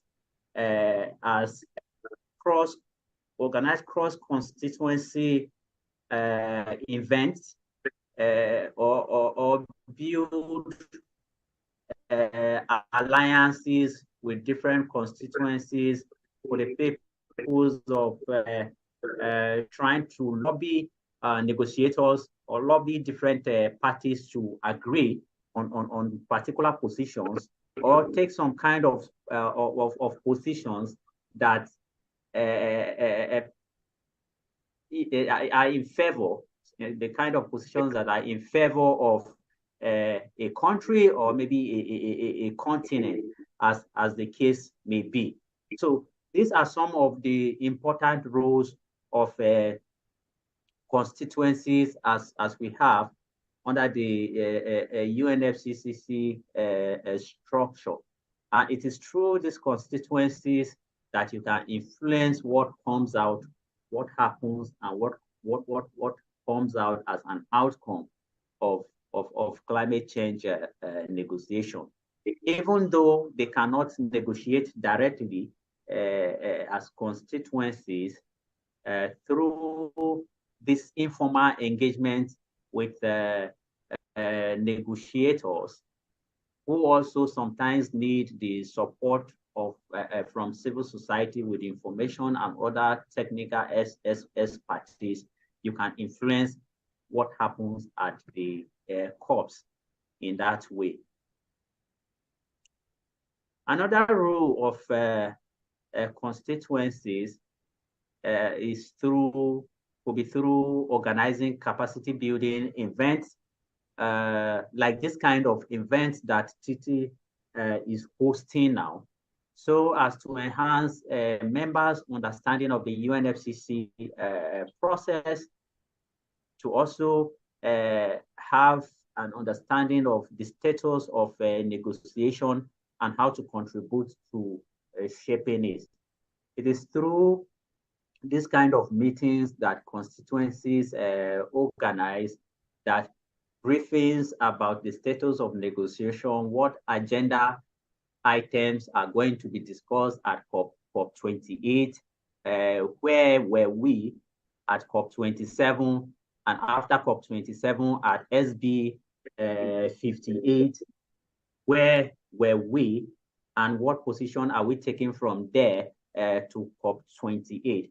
It is through the constituencies who receive information from the UNFCCC's secretariat that this is where we are on this, and this is where we are on that, that they are able to share information to those who are members of those constituencies, to become aware of what happened and what is going to happen at the upcoming climate change meetings. Constituencies can also organize press conferences where they have pushed, where they have lobbied bilaterally, informally with negotiators for their perspectives to be included in a particular way, in a particular negotiating text, and it's not happening. Constituencies can use the media, organize media conferences at the climate change conferences, and blow out what they feel should be in the text. And this put pressure on the negotiators and some of the countries who are trying to dilute, so to speak, negotiations. Like in, I remember, I think in COP28 or in Glasgow, when the text on facing down fossil fuel came out, instead of the facing out, as was advocated by civil society organizations, many civil society constituencies took to the media to condemn that decision that was taken, and to even shame those countries who were behind that text of facing down fossil fuels instead of facing them out. So those kind of actions put pressure on negotiators and on parties to ensure that the decision they take is proper and is just. Is justice for developing countries, is justice for the poor populations and regions who suffer the negative impact of climate change. But let us also note that, as I said earlier, that operating as an independent observer organization at climate change conferences is not effective.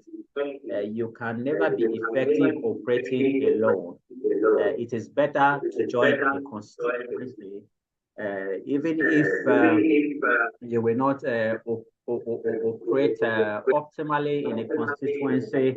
You can join maybe a bigger group of civil society organizations that is part of a constituency or that is independent of a constituency to push for your demands. Like the Nigerian civil society organizations are mobilizing to go for COP28 now. We know the issues that are up for discussion, and the Nigerian government has taken its position on some of those issues, which we are aware. And if we convene as a group of Nigerian civil society organizations at the COP and engage with our delegation and other African countries, we may be able to push some of those things that Nigeria wants into the negotiating text. But if we want to do it alone as independent observer organizations, no one may even hear our voice if we want to do it alone. There are alternative spaces for civil society organizations to participate at COP, given the fact that we do not engage in official negotiations. It is these alternative spaces that help civil society organizations to participate more effectively at COPs. So there are two big zones at COPs, the blue zone and the green zone. The blue zone is the zone that is managed by the UNFCCC's secretariat by themselves. The zone only admits people who are accredited. So only accredited delegates who are accredited through the accreditation system of the UNFCCC that are allowed to access the blue zone. And it is in the blue zone that official negotiations happen, official meetings of UNFCCC, whether it is meetings of the Conference of Parties to the Paris Agreement or to the Kyoto Protocol, or the meeting of the conventions or the subsidiary bodies, they happen in the blue zone.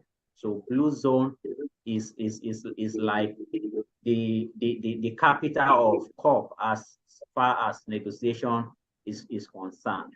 So in the blue zone, there are some spaces where civil society organizations can hold side events to present their issues, present their research findings, make their recommendations to parties. But you have to apply to have these side events well ahead of the conference, and you have to be given approval to hold such side events. But apart from the applying for side events, in the side events rooms that have been designated by the UNFCCC, civil society organizations can also apply to have their event at Civil Society Climate Justice Hall. For this COP, the Civil Society Climate Justice Hall is going to be in the blue zone. This hub started, I think, in Sharm el-Sheikh in Egypt, but at Sharm el-Sheikh in Egypt, it was outside of the COP venue. But this time around, it's going to be in the blue zone. So if you check the website of the Civil Society Climate Justice Hub, you will check if they are still receiving applications to host events at the hall. So you can make use of that opportunity if you have anything that you want to showcase at COP, and before now, you did not know how to go about it.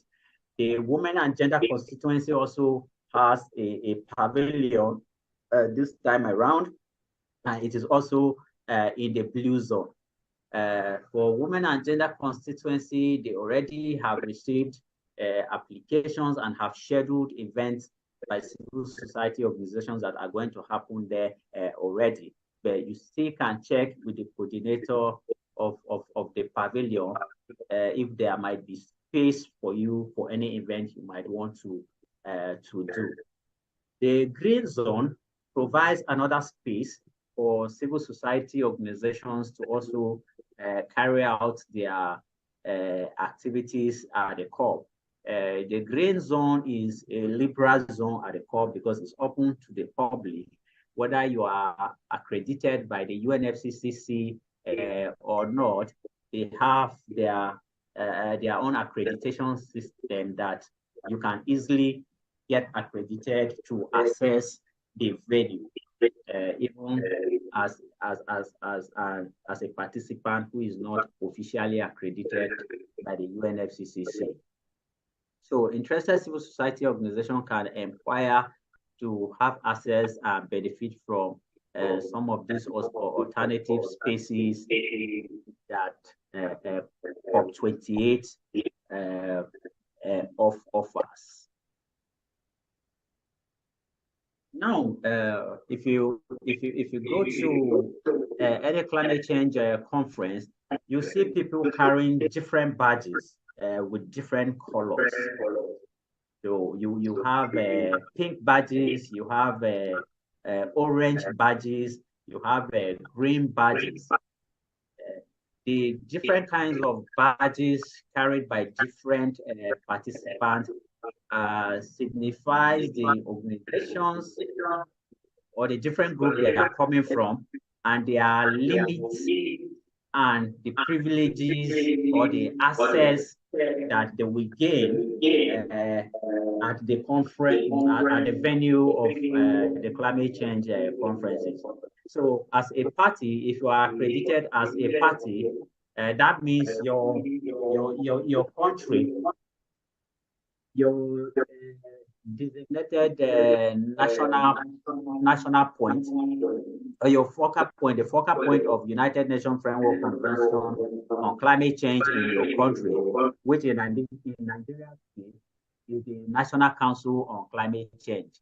So if you are accredited by the National Council on Climate Change for the case of Nigeria, you are going to have a pink badge. And this pink badge gives you access to almost every meeting, or let me say every meeting at the climate change conference.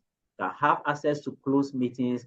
You can have access to different kinds of meetings. And then those with green badges are from UN specialized organizations. So they too have their limits to where they access and where they do not, and the privileges they enjoy while on the premises of the climate change conference. And then you have the international governmental organizations with green badges with their different privileges and limitations. Then you have accredited non-governmental organizations with yellow badges. So as an accredited non-governmental organization, you have no access to official meeting rooms that are not open to everyone. And if you check the screens that display different meetings at the climate change conference, there are indications that some meetings are open to everybody, to every participant. In some cases, they will open it to every other participant apart from the media. In some cases, they will open it for every participant, even though they are official meetings. But there are meetings that are close to any other participant apart from parties, those carrying pink badges, because those are the people that negotiate. Those are the people that own the process, so to speak, since it is an intergovernmental process. So even in meetings that are open, where civil society organizations are allowed, you do not contribute anything.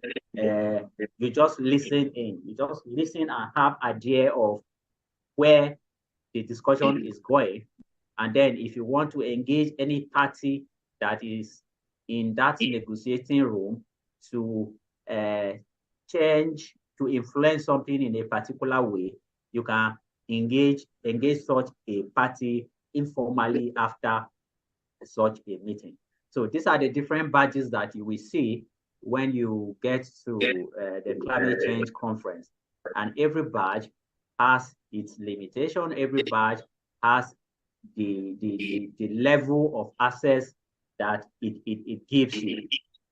So if you are carrying any badge, try to check which access you have, so that you do not get into some meetings that you are not supposed to be there. But good thing is, even if you don't know what kind of access your badge has, the security at UN conferences will help you. Once they spot your badge, they can either give you access or deny you access in some meetings. So once you are denied access, you don't have to argue. You just have to quietly leave and go for those meetings that they will grant you access. How do you participate at a COP? Before you participate in the COP and have access to the blue zone, especially, you must be accredited by observer organizations that have been given that status by UNFCCC's secretariat or the parties. So only accredited individuals are given access to the conference venue. And the accreditation also supports the visa process for participants. And then, as I said, your type of accreditation will determine your access and limits at the COP. For media organizations, their accreditation is done by the UNFCCC secretariat, and they have their criteria that they use to accredit media organization that will provide media coverage for the COP. Yeah. So before I conclude, let me summarize. I did say that I started by giving a background of the major groups, the 9 major groups that the United Nations has, how they were established during the 1992 conference, World Conference on Environment and Development, because of the need to allow different sections of the society, different groups, to have their say, to make contribution into the UN process. And different UN conferences, be it the United Nations Framework Convention on Climate Change, United Nations Convention on Biological Diversity, or the Basel, the Rotterdam, and the Stockholm Conventions, and different environmental conventions and other conventions, they have mirrored these 9 major groups in their own processes to allow non-governmental stakeholders to participate. So there's a structure put in place that will allow you to participate as a non-governmental stakeholder. And this was made possible because of the establishment of the 9 major groups during the first conference on the environment and development. And then I did also say that under the UNFCCC, there are also 9 different major groups with some names tweaked a bit, not the same way as they were established when at the 1992 conference, but all this allow for as vehicles through which non-governmental stakeholders can participate. And you can be more effective and influence decisions at UN climate change conferences if you align with one of the constituencies whose mandate is in line with the work that you do. There you can better push for what you want on the issue that you want. If you want anything changed in the agricultural negotiations, for example, or in global stock take, or on the global goal on adaptation, you will have to look for that which you want to influence, and then push it through your constituency to take it up as one of their advocacy issues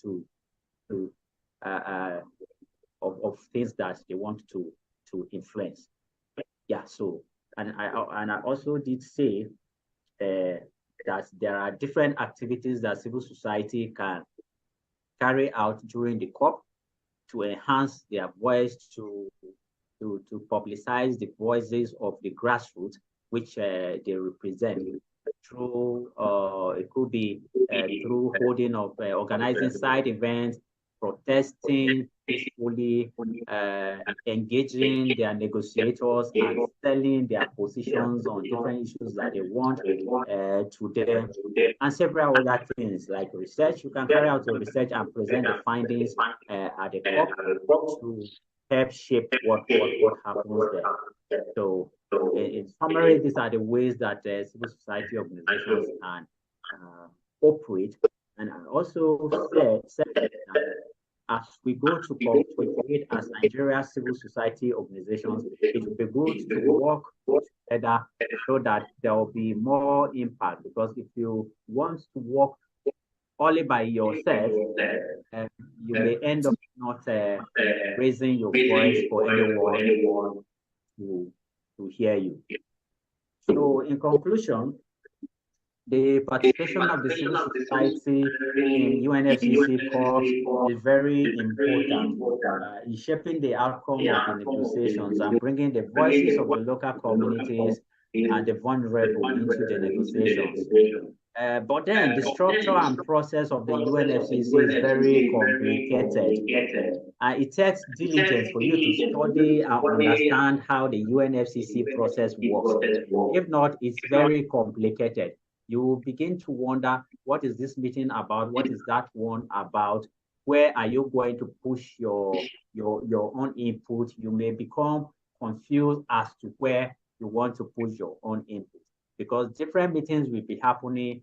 The parties to the Paris Agreement will be having their different meetings. You will have different ad hoc groups formed under the Paris Agreement that are meeting. You have parties who are countries who are parties to the Kyoto Protocol meeting and discussing different things. You will now have meetings of those who are parties to the United Framework Convention on Climate Change, also meeting and discussing some issues, some of which cut across these different meetings. You have subsidiary bodies meeting, subsidiary body on the implementation, on scientific and technological advice. You have different establishments, financial mechanisms meeting. So you have to try and spot where you want to change something. And how to do this is to consult the UNFCCC's website, where you have different decisions from the different meetings I've talked about already put out on the website. So if you want to influence anything on loss and damage, you have to look through the decisions and know which body is discussing loss and damage, which body is discussing global stock stake, before you can plan on how to influence it. So it is a complicated process, and it is through belonging to constituencies that you may learn about the complications and to unpack some of the confusions that are there to enable you know where to make your inputs and the strategies to use. It is also important to learn about the issues that are on the agenda as you go for the COP. So as I said, go to UNFCCC's website, check through the agenda, and mind you, you cannot be jack of all trades. Just pick the areas that resonate with your expertise and focus on them. Because no matter how you try to follow all the issues, you cannot follow, you end up confusing yourself. So pick the areas that are relevant to you, few of them, focus on them, and follow them when you are at COP, so that you have better view about them and how to contribute to them. So with this said, I want to end here, and if there are questions or contributions, I would be very happy to have them. So thank you, Titi. Over to you, and thank you for listening. Thank you. We really appreciate you. A round of applause for him. Please, we'll take about 2 questions because Mr. Solomon is already online. Mr. Solomon is representing National Conservation Foundation. So question, I saw a hand up. Mr. Samaila, can you quickly ask your question? Is he still online? Mr. Samaila, yes.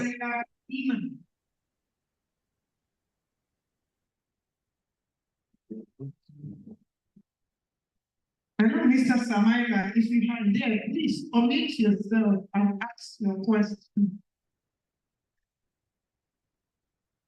Okay, maybe you come up later.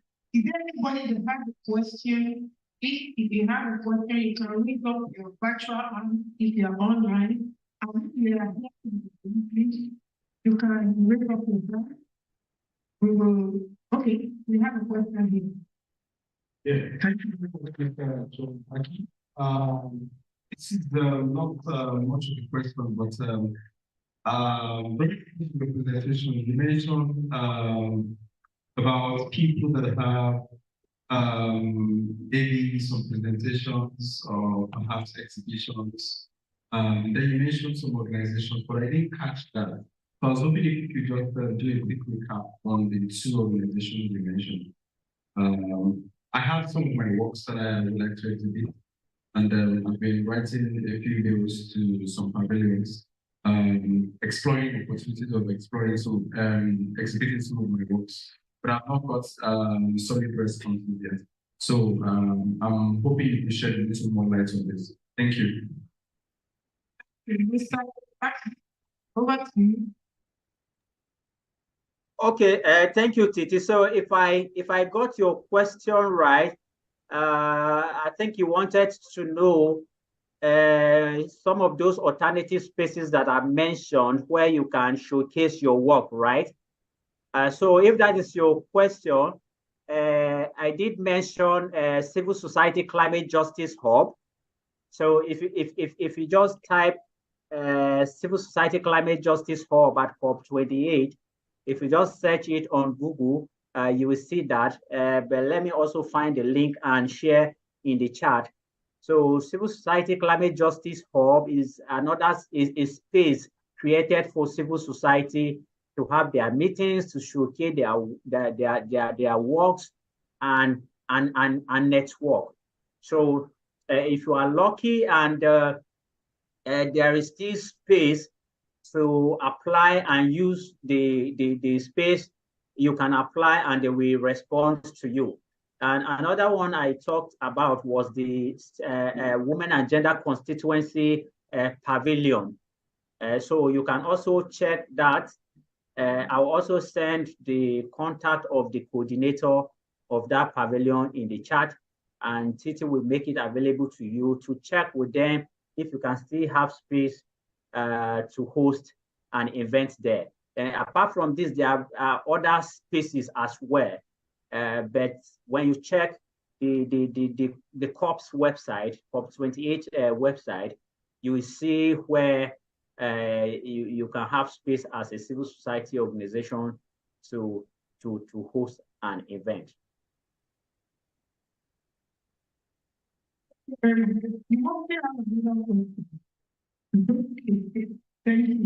Do you have a question online? Please, online people.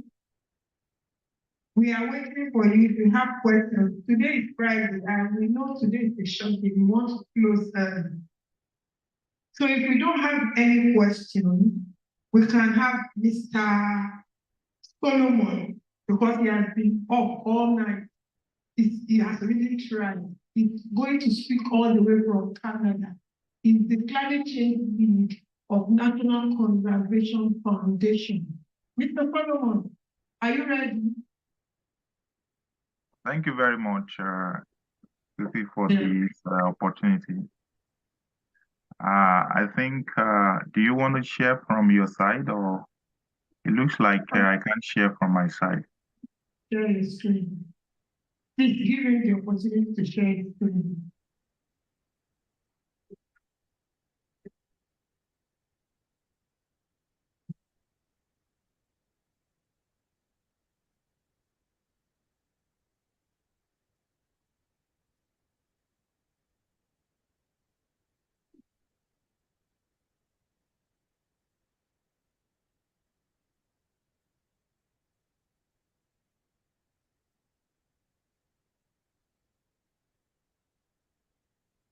Okay, perfect.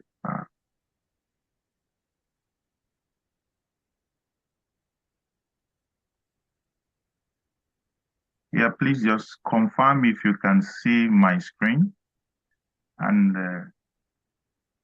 you can hear me. Yeah. Can you hear us?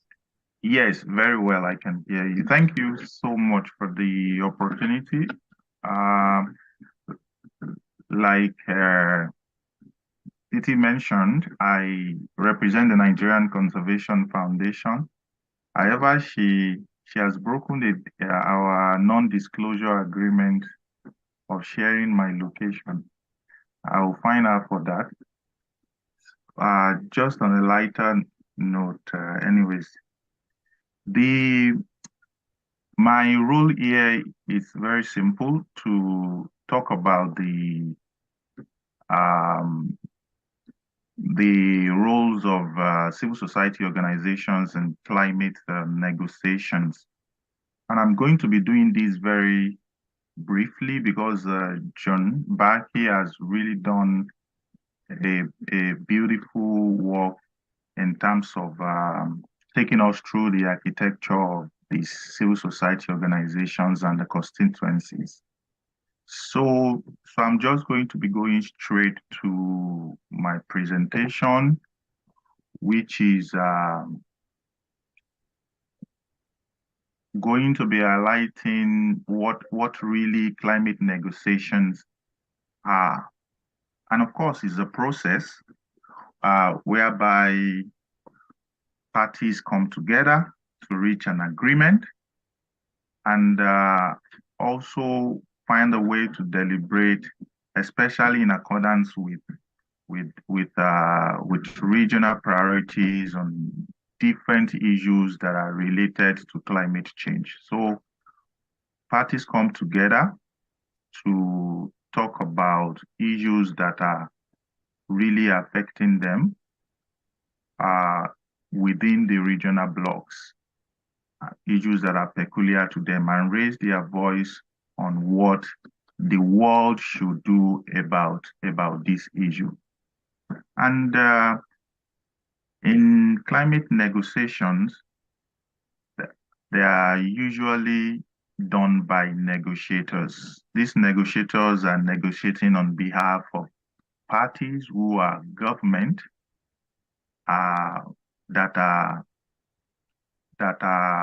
have signed to the convention. Our convention here means the UNFCCC, has been said several times by the previous presenter. So, however, some of these negotiators are also selected based on their expertise from different ministries that are related to environment, climate change, natural resource management within this government. In fact, some government also uses consultants who have expertise and experience in climate change negotiation. And this is an area where I see civil society organizations as an individual who also has expertise can be much more relevant in supporting government in terms of negotiation. But what is the goal of every climate negotiations? Why is the world talking about negotiating? Why are we deliberating? Why are we discussing?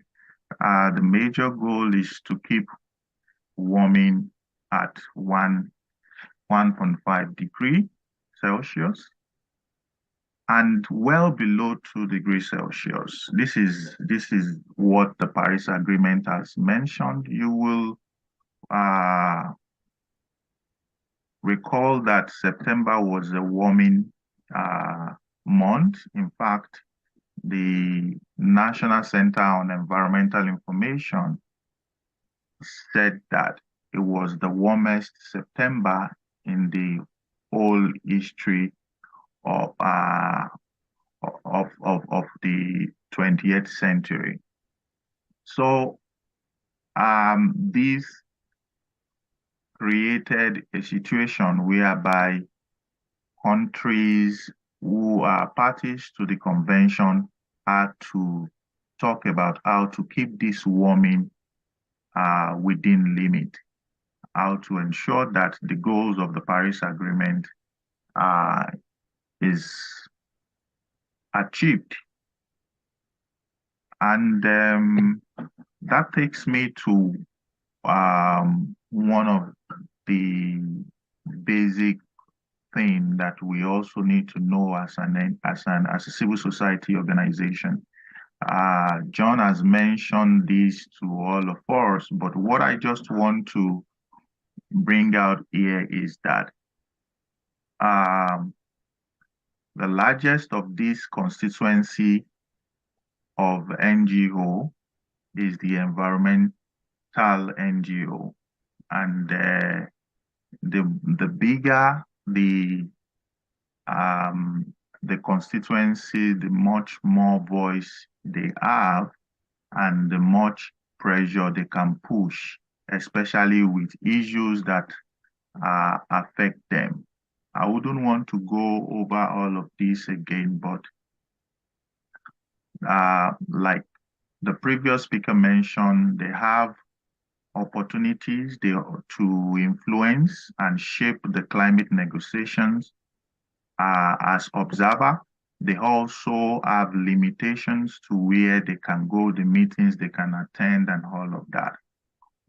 But however, they are a formidable force in ensuring that climate negotiations are influenced in a manner that affects the people and the constituency which they represent.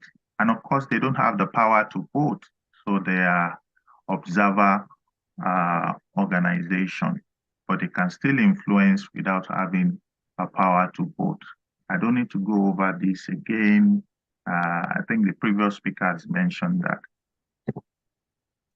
Yeah, where I'm interested in is to talk about how negotiations happen. So based on the UNFCCC negotiation groups, they are structured into different regional blocks, and that is the way that negotiations happen. The first one is the Group of 77 and China, which comprises of the developing countries. About 135 parties are members to this negotiating bloc. And they also further broke down into smaller regional negotiating bloc based on the regional priorities with regards to climate change. So the Africa Group of Negotiators, which has about 54 parties as members, small island developing states, about 40 low-lying islands, the least developed country, and the Arab state, about 22 parties belong to this smaller regional groups that are negotiating. And of course, all of them still have that work under the Group of 77 and China, which are the main working group where they make their issue known to and contribute to the UNFCCC process. There is also the Environmental Integrity Group. This was formed around 2004, so thereabout, consists of some countries like Mexico, Liechtenstein, Monaco, the Republic of Korea, Switzerland, and Georgia. And one of the negotiation group is the European Union. The European Union has about 27 parties, which consist of all the European states. UK has exited from this negotiation bloc. The last one which I would like to mention is the Umbrella Group, which consists of about 11 developed parties, and the UK has gladly joined this in 2023. So parties are structured in this way when it comes to negotiation. Yeah, so there are other working groups, the BASIC, the ALBA, the CACAM, and the HILIKE. The BASIC is the Brazilian, South African, China, and India. They also work together to build some form of alliance in order to make their priorities known during the negotiation. And these are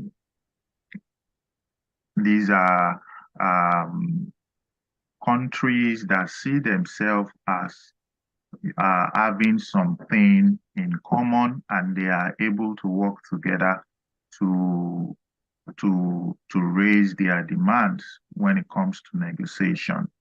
I've mentioned them, the ALBA, the Bolivarian Alliance of People of America. The CACAM is the Central Asia, Caucasus, Albania, Moldova, the ILAC, which is the Independent Alliance of Latin America. So all these other working group sort of like work within or across the constituencies to ensure that issues that affect them, issues that are particular to them, are being negotiated and are being contributed in a way that satisfy or benefit their negotiation goal.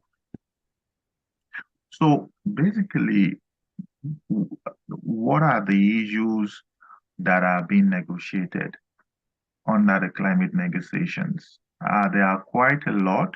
I just highlighted this for us just to be familiar with. Vulnerability, issues around mitigation, for instance, the renewable energy, the cost, and how this can be ramped up with regards to ensuring that it becomes accessible and available to everyone, including the most vulnerable people who cannot also afford this. Issues around technology transfer, around carbon markets, in articles of the United Nations Framework Convention. Of course, issues around adaptation, talking about loss and damage, what are the available adaptation measures in place for the world to be able to cope with the issues of climate change. Agriculture, ocean, forest, gender, even finance, which is really the critical issue that are always negotiated, especially on the sources of this finance, where they are coming from, how the progress of the resource mobilization is going, and what can be done to accelerate this process, and how these finances, the climate finances, can be accessible to everyone that need them most. And lastly, which I highlighted, is taking stock of what the implementation has been so far. And that is one of the key things that COP28 will do for us, will achieve rather, as we go to Dubai. It's going to be a conference to finalize the global stock taking.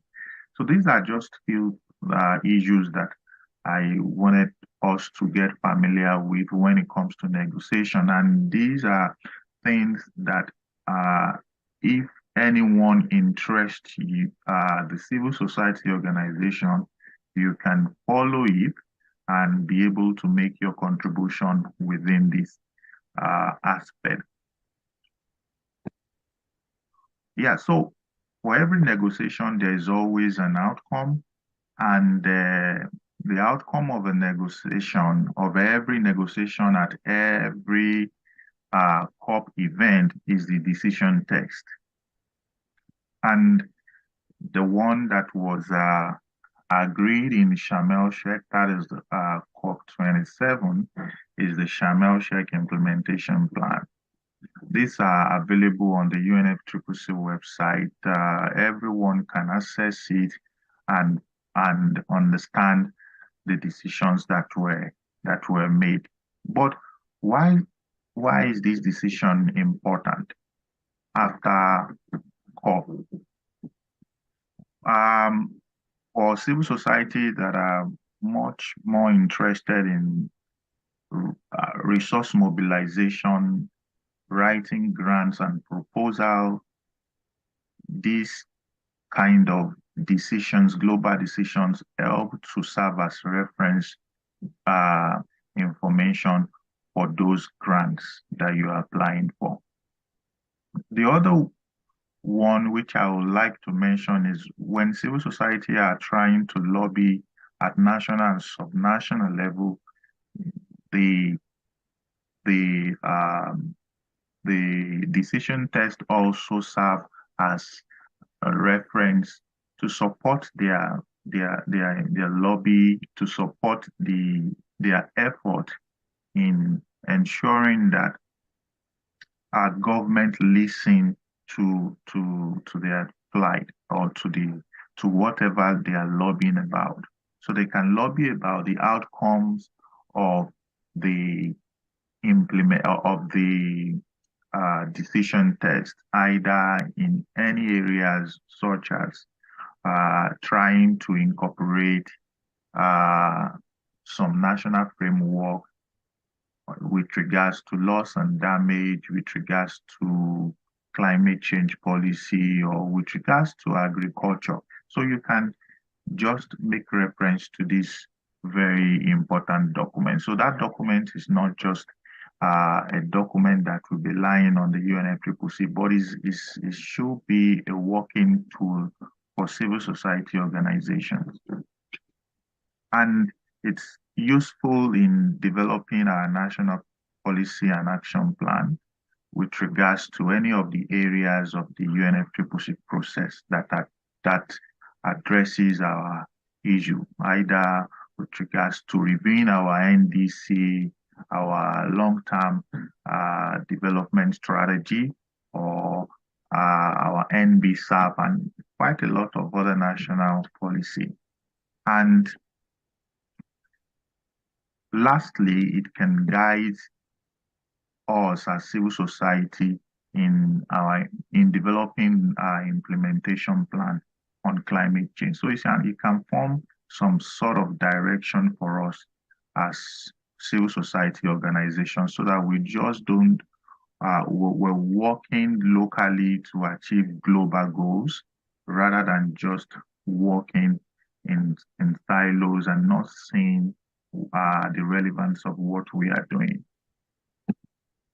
Yeah, so briefly, I'm just going to summarize how civil society can influence climate negotiations. Firstly, civil society must see ourselves as the eyes, the ears, and the conscience of the world, like a watchdog to all the negotiation process. So you know what watchdog does? If anything goes wrong, the watchdog barks, and of course, they may not be able to move near or make a decision about what is going on, but they are able to back and call the attention of the world about what is going wrong with the negotiation process, and being able to see how they can put pressure with their backing to cause a change or influence a change in those negotiations outcome. And one of the very relevant one is what we are having today. In every COP that we go, there's usually a pre-COP event. At this pre-COP event, civil society can demand for the national priorities and be able to understand what these priorities are, with regards to what Nigeria is going to ask at the COP event. This will help civil society to understand how they will contribute to those areas and how they will use their network, their constituency, which they belong to while at COP, to support the national ask. And many of civil society do not even know their national negotiators. This is a very important aspect that I would like us to take as a priority. We must know our national negotiators, and we said that these negotiators are either from government or independent consultants who our governments are engaging to negotiate on behalf of government. We must have an established communication channel with them. We must have a relationship with them, because if you are going to speak to them or support them with information and research based on what they are negotiating in COP, they must know you. So let's make some effort to identify these negotiators and establish some communication with them.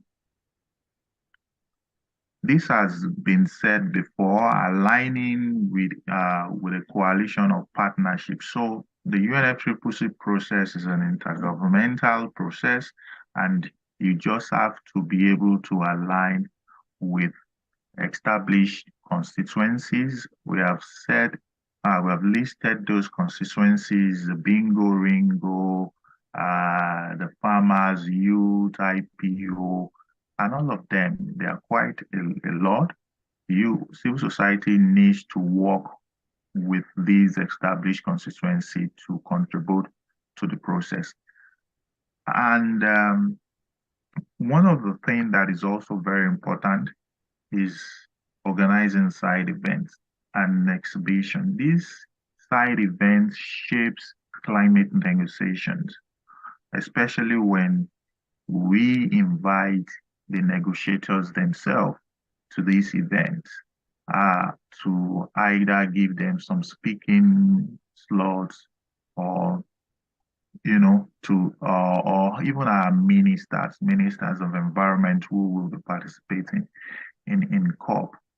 Our side events shape the negotiations. It shapes those thematic areas that are being negotiated, because it showcases the outcomes of our research, the outcomes of our project, and the impact on people. And this as a way to inform the negotiators about the priorities for the region, for the bloc, or for the country itself. Yeah, one of the ways that have also been identified as ways that civil society can influence negotiation is making some noise. And this noise can be either through campaigns during the COP event itself, mobilizing, and John called it peaceful protest. We have to also emphasize that it must be peaceful, because if it is not peaceful, and it shows that there is going to be an issue that will come out of that, then I've seen a situation in some of these COP events whereby people were debadged. Badges were collected from people because they participated in some of these meetings, some of these protests and campaigns. The secretariat saw that it wasn't that peaceful, but really most of the COP has provided this enabling environment to be able to make a peaceful protest and demand for justice and whatever the cause So all of these can make some noise about the outcome or what the progress of negotiations is looking like. Of course, civil society can grant interviews, can develop progress report and share, can use social media to be able to do all of these things and make those noise. These can put pressure on the negotiators, on parties to do the right thing. I've mentioned this before. As a civil society, if you have the expertise, you can also negotiate on behalf of your government. This will save some government that has to do with getting consultants and paying them huge money for you to volunteer in that respect. Now, one of the critical things that we also don't do is that we don't follow the negotiation draft. Negotiation test drafts are always released and they are circulated through the parties. We should form some level of communication engagement and relationship with these negotiators to get the draft and see what the negotiation test draft looks like before the final outcome is out. This helps us to make input, to know where to put pressure on, and to ensure that as civil society, we also contribute. And the approach to all of these that I've mentioned in terms of how civil society can influence negotiation, it's lobby. We have to be diplomatic about it and lobby. See reasons, make negotiators see reason why something has to be included, an issue has to be a priority. Make them understand why an issue is very important to the regional bloc, or even at the interest of a national or subnational group. This is very critical in every negotiation process. We need to lobby, and we need to let them realize why this is important. I think that's where I'll be stopping at the moment. Thank you so much for listening. I'll welcome questions if there's any. Thank you.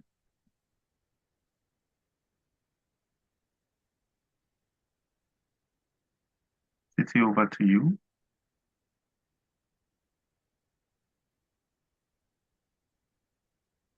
Okay, great. So please, we will take Mr. Spinelli's presentation so that we can quickly run so that people can go for lunch and then go home. Today's Friday. We don't want to keep you for too long. So Mr. Spinelli, over to you. Yeah, Mr. Spinelli is here and he's going to be presenting to us on the media of the COP. How is media relevant to everything we are doing in COP? What is their role? What is the media doing all the time? How can you actually use media to publicize your activity in COP? And I'm sure you will remember to tell us about the Global Day of Action. And that's one thing that is missing from all the civil society. And we're doing society that active with the Global Day of Action during COP. So, Mr. Siberi, over to you. Hello, everybody.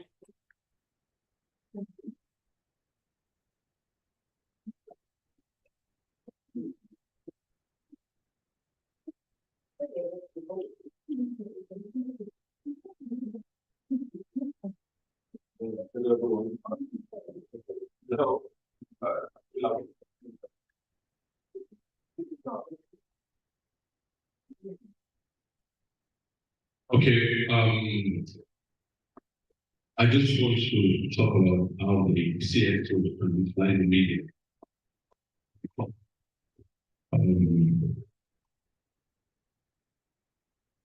So basically, it's the outline of what I'm going to discuss today.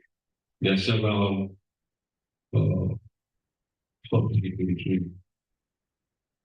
So just introduction, what we are going for example for the 26th session of the conference of the parties to the various democracy will take place from the 30th of November to December 12 in Dubai, UAE. So the pre-sessionals take place from today, 29th. So effectively the COP today, I'm some people are related. So the World Climate Action Summit will be held during COP28 on the level of 2, where the first part of the high-level segment for the federal government will take place. Then the level segments of COP28, COP28, there are other components that will be go to the COP meeting and in Paris at the 2018 CNP and the 15th. There will be this one will hold from November 2010 to hear national statement from those parties of government did not deliver national statement on November 1 or 2.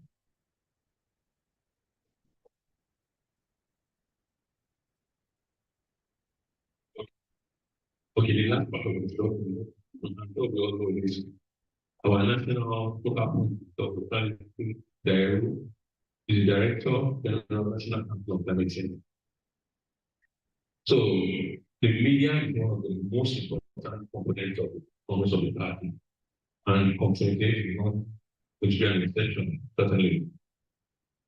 So one of the major structures of the media center, or the media structure of the media center, is exclusively for journalists that are accredited, that are state, that are obviously their workstations, their equipment, and then so in the last week, spoke about the different types.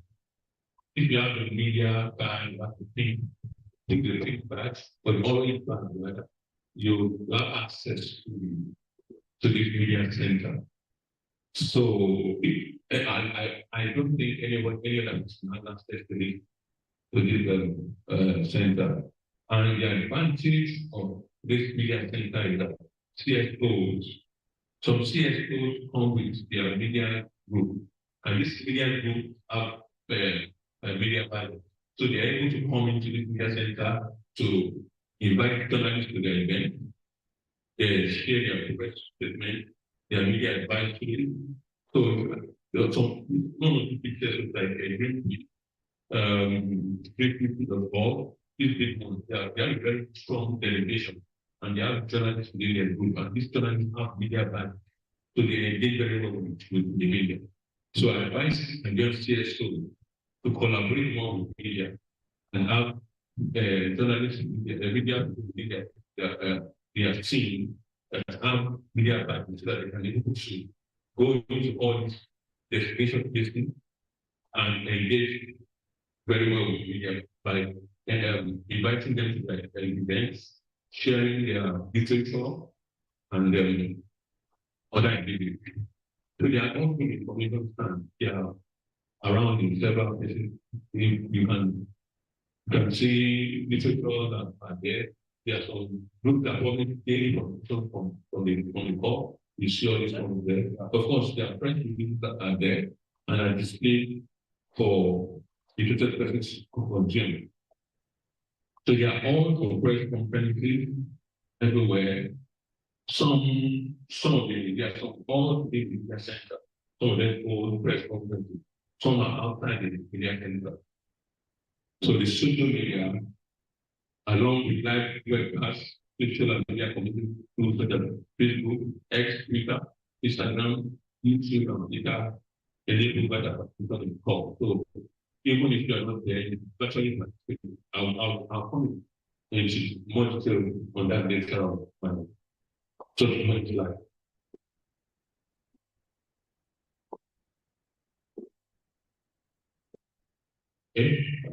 talking about the defense conference pay. So the organization like CSOs are all encouraged to hold press conferences at the COP. When you hold press conference, you look to tell people what you are doing, update the world about your plan, your campaign, and all of it. So all the press conference, you have to book for it, and I was not going to tell about this detail because we are here to enlighten the CSOs about how they can utilize the media in the COP. So to all the press conferences before, organizations are requested to make a formal application plan of fair. So this is done by filling and connecting the press conference request form. This is a sample of the form you are supposed to submit. You have information about your delegation, organization, your years of request, and then that is the link to the place where you can get a request form. So this is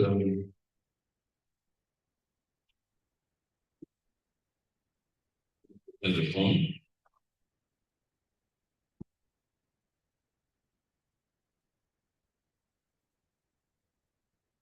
Okay, only registered government representatives may hold a press conference. You have to be registered by the UNFCCC. There's no cost when you do it. It's free. Press conferences may be requested from the first to the final day of the conference.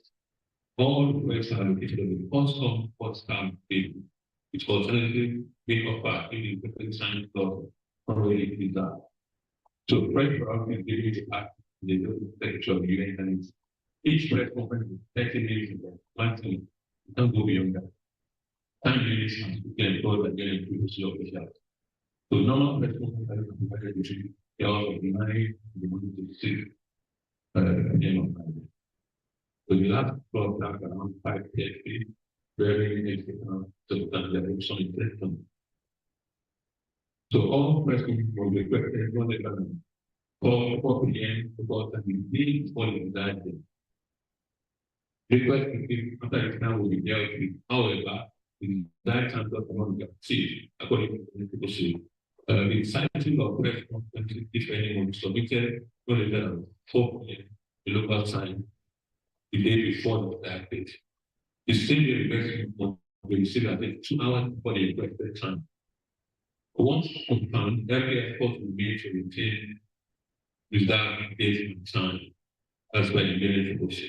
Note that attendance limited to approved media, attendance with our attending conference is limited to approved media registered for the conference. After the total granted to media proposal of the other commission to provide the press conference, plus a limited number of platform delegation holding the press. So your staff will be there, but it's limited according to the time and place of the hall in offer. So the room set of the center style sitting and the center style on the bed with a table and microphone. They're supposed to provide your own English and interpretation in case you want to speak maybe speak in English and you're invited for training listeners and all that. So it's there for you to provide interpretation. A laptop available in the room. Presentation to be announced at the time of putting and delivered when the member state in the technical team in the room. All press conferences are webcast, live and demand, wise limited. So your press conference goes along with so the standard is webcast. The participants are able to create their own media and informing the media of their press conference. That's what I said last time. Your media, if you have a media testing video group, your CSO that answer media class and go to all these that you to go and invite the journalists that go to the media center and I remember the several of our attended the community center. Most of the people that I attended, except one was by media person. I've attended about 14 talks, except one, the one I attended with the party back and I felt like the water. So UN climate change staff will make media advisory and other information available through a student will check their advisory. In order to reduce people consumption, several platforms are now on the UN climate change website and on social media thing all over the website. They will announce your press conference for everyone to know. So those are affected will follow up and change. So another state, this was done yesterday by the United Nations. It's called the digital platform. This is called the digital platform. So the idea is that you can join into the virtual platform. So this digital platform has been made accessible to all the platforms that again conference to back. The platform allows the platform to watch and join meetings according to back time. Even according to back time. Therefore, we further expand and create self-service online meetings. You may not get physical, but you participate actively on virtually. Respond to log in into the email address that you are ready to organization. You must use a particular email address that you do. So that's the thing, anybody interested, you can use the link to go ahead. So I'm looking at the last presentation. It's also the media strategy, using the media, social media, to spread your campaign and your campaign ideas. So I'm taking a key from our project. We use the negotiating guide to devise campaign and ideas. So these are some of the streams in the content. The loss of damage from the paralyzed eventually, the global stock take, global goal on finance, and the water ecosystem, energy transition and renewables. There's some but I just pick the major ones. So the tweet that we came out with in terms of loss and damage fund, will start that tweet with the first one actualized one that is actually the goal, one of the goals of this conference. We seek fairness in the economic fund application. African experience because there's concern about who is going to, where is going to become inside. Some people are saying the temporary in the World Bank, but the majority of the developing world are thinking about this. Loss of damage fund for African restoration. Give African access to loss of damage fund. So postal messages are going at them. For example,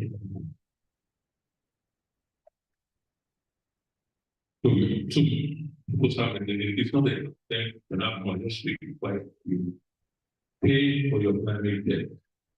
Loss of damage fund for Africa. On that global stock take, we suggested things like global stock take is a tool for all nations climate accountable. How are you accountable planet-wise? The global stock is a tool because it's like a assessment of what every contract means since the paragraph was signed.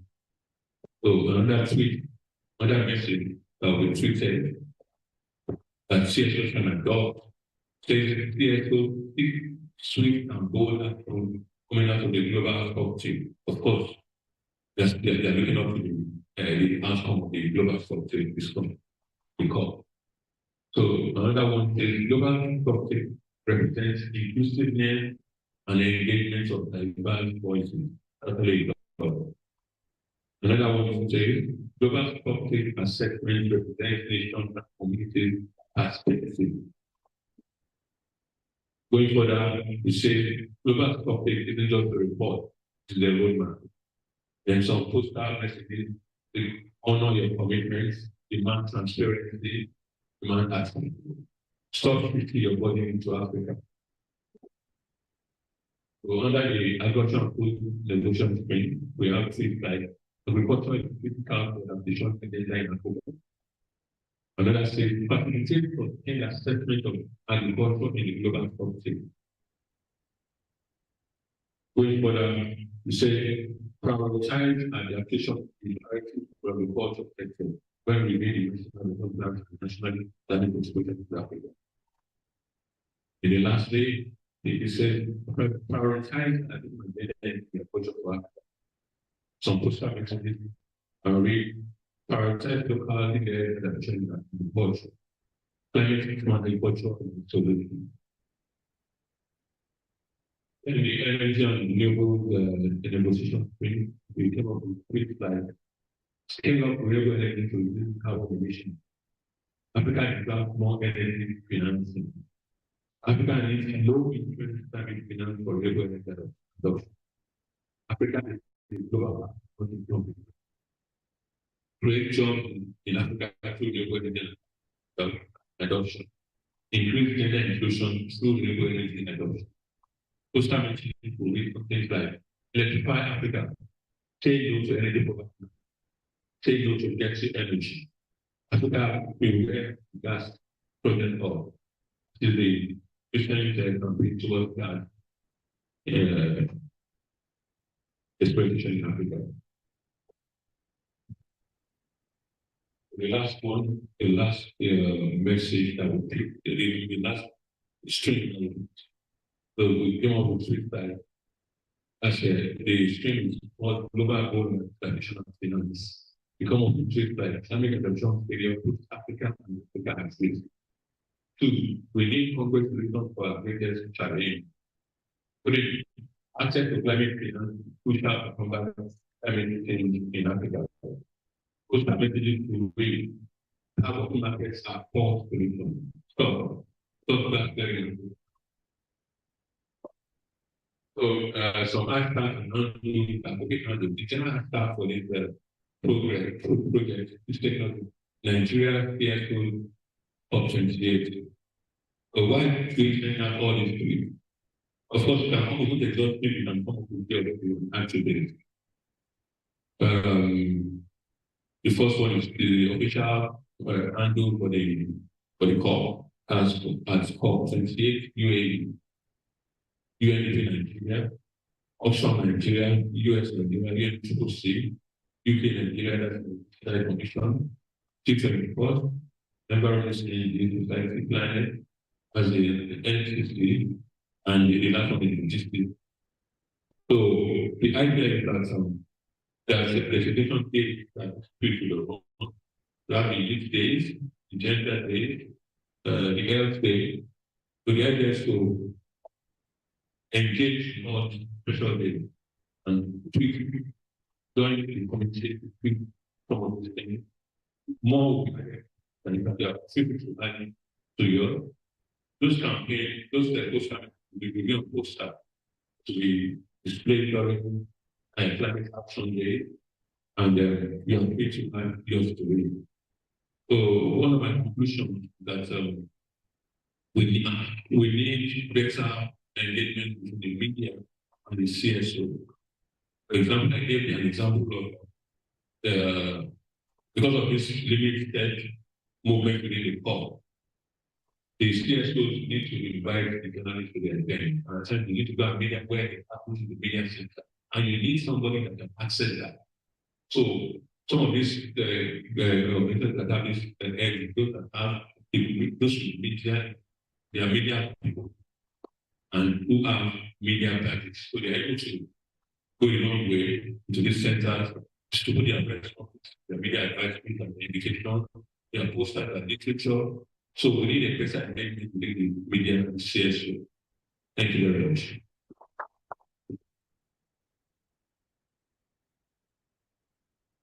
Thank you very much. Another round of applause. So this is time for questions and answers. So we can presentation. So questions online, offline. Questions from the room. Just a comment. Yes. Okay, so I don't know if any of the presenters mentioned that this year's COP, we're having a virtual COP. No, we started virtual COP since after COVID. They had it last year too. So there's formal accreditation for special. Yes, there's formal accreditation for the yeah. So you can actually stay here in Nigeria and be registered to participate online. So please, you can register to participate and know what is happening throughout, even without going to Dubai. Any other question? Online question. Do we have any hands up? I hope we have not bothered on online. But these are very important information that you are hearing today. I'm sure a lot of us actually not understood the way the COP is. And we had this opportunity today. We're wrapping up the training, and we have really had it from morning till night, 24 till now. So it's very, very important that we understand what we have had. And if you have questions, please let us ask questions. Questions? I want to believe the understanding. You mean you don't understand what about the media? Any question on the media? And I remember that your party too has made a presentation on major groups and constituencies. Mr. Solomon too has spoken to us about the role of civil society and negotiators. Yeah. So maybe some of you can become a negotiator. You don't have to be a negotiator.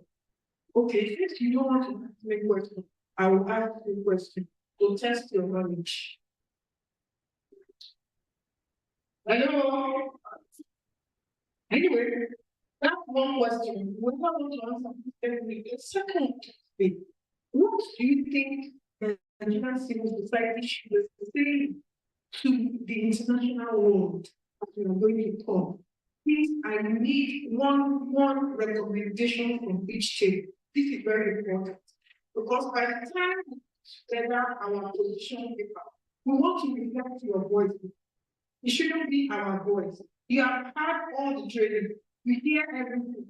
We are going there as civil society. We want to have a position paper. What do you think we should tell the whole world?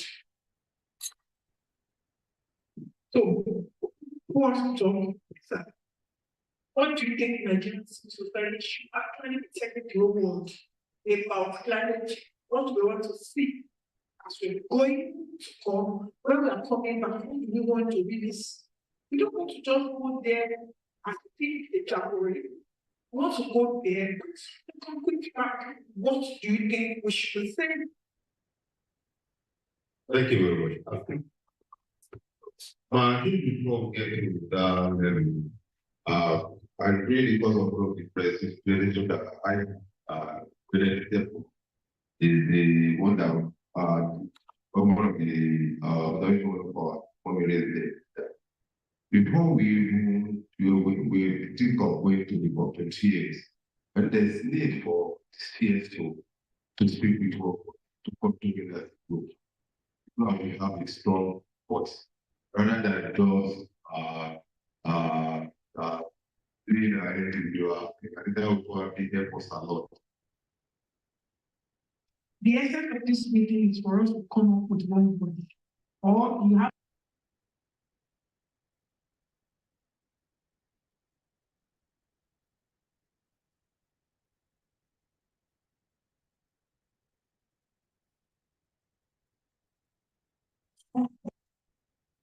a room for me to come. Do you know what that means?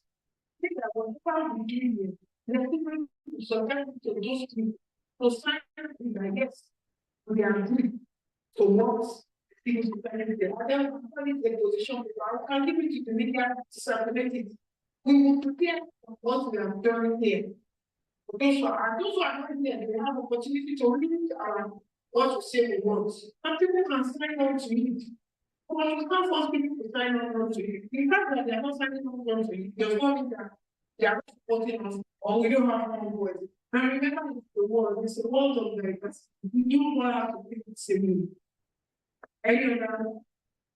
Please, can you give us more? What should say as Nigerian civil society. I came up with the other call.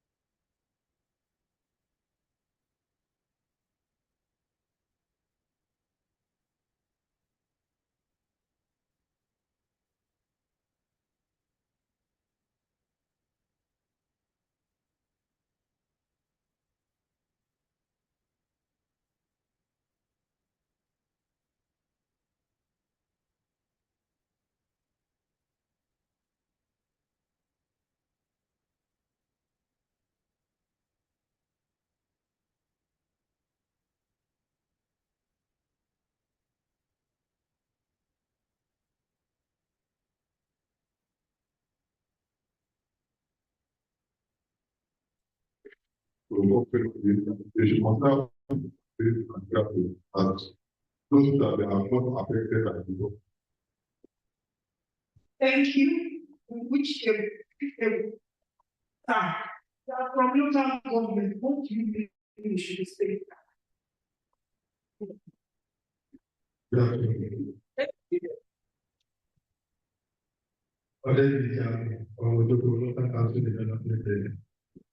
Yeah, because my area the occupancy and everything is not the correct. So we need to focus on transport.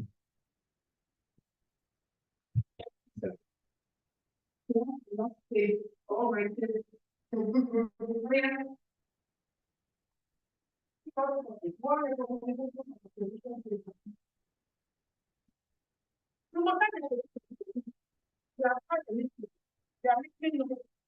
We should get the paper and say this is what we want. I think I give you the recommendation.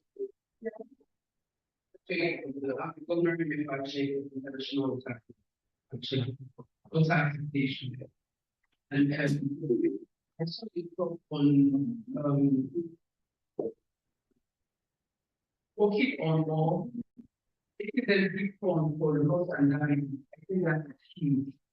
Because we can tell from flooding and all what we doing to understand it. I think it's important that We also have recommendation from Mr. Francis. Can you give us a tip of what our position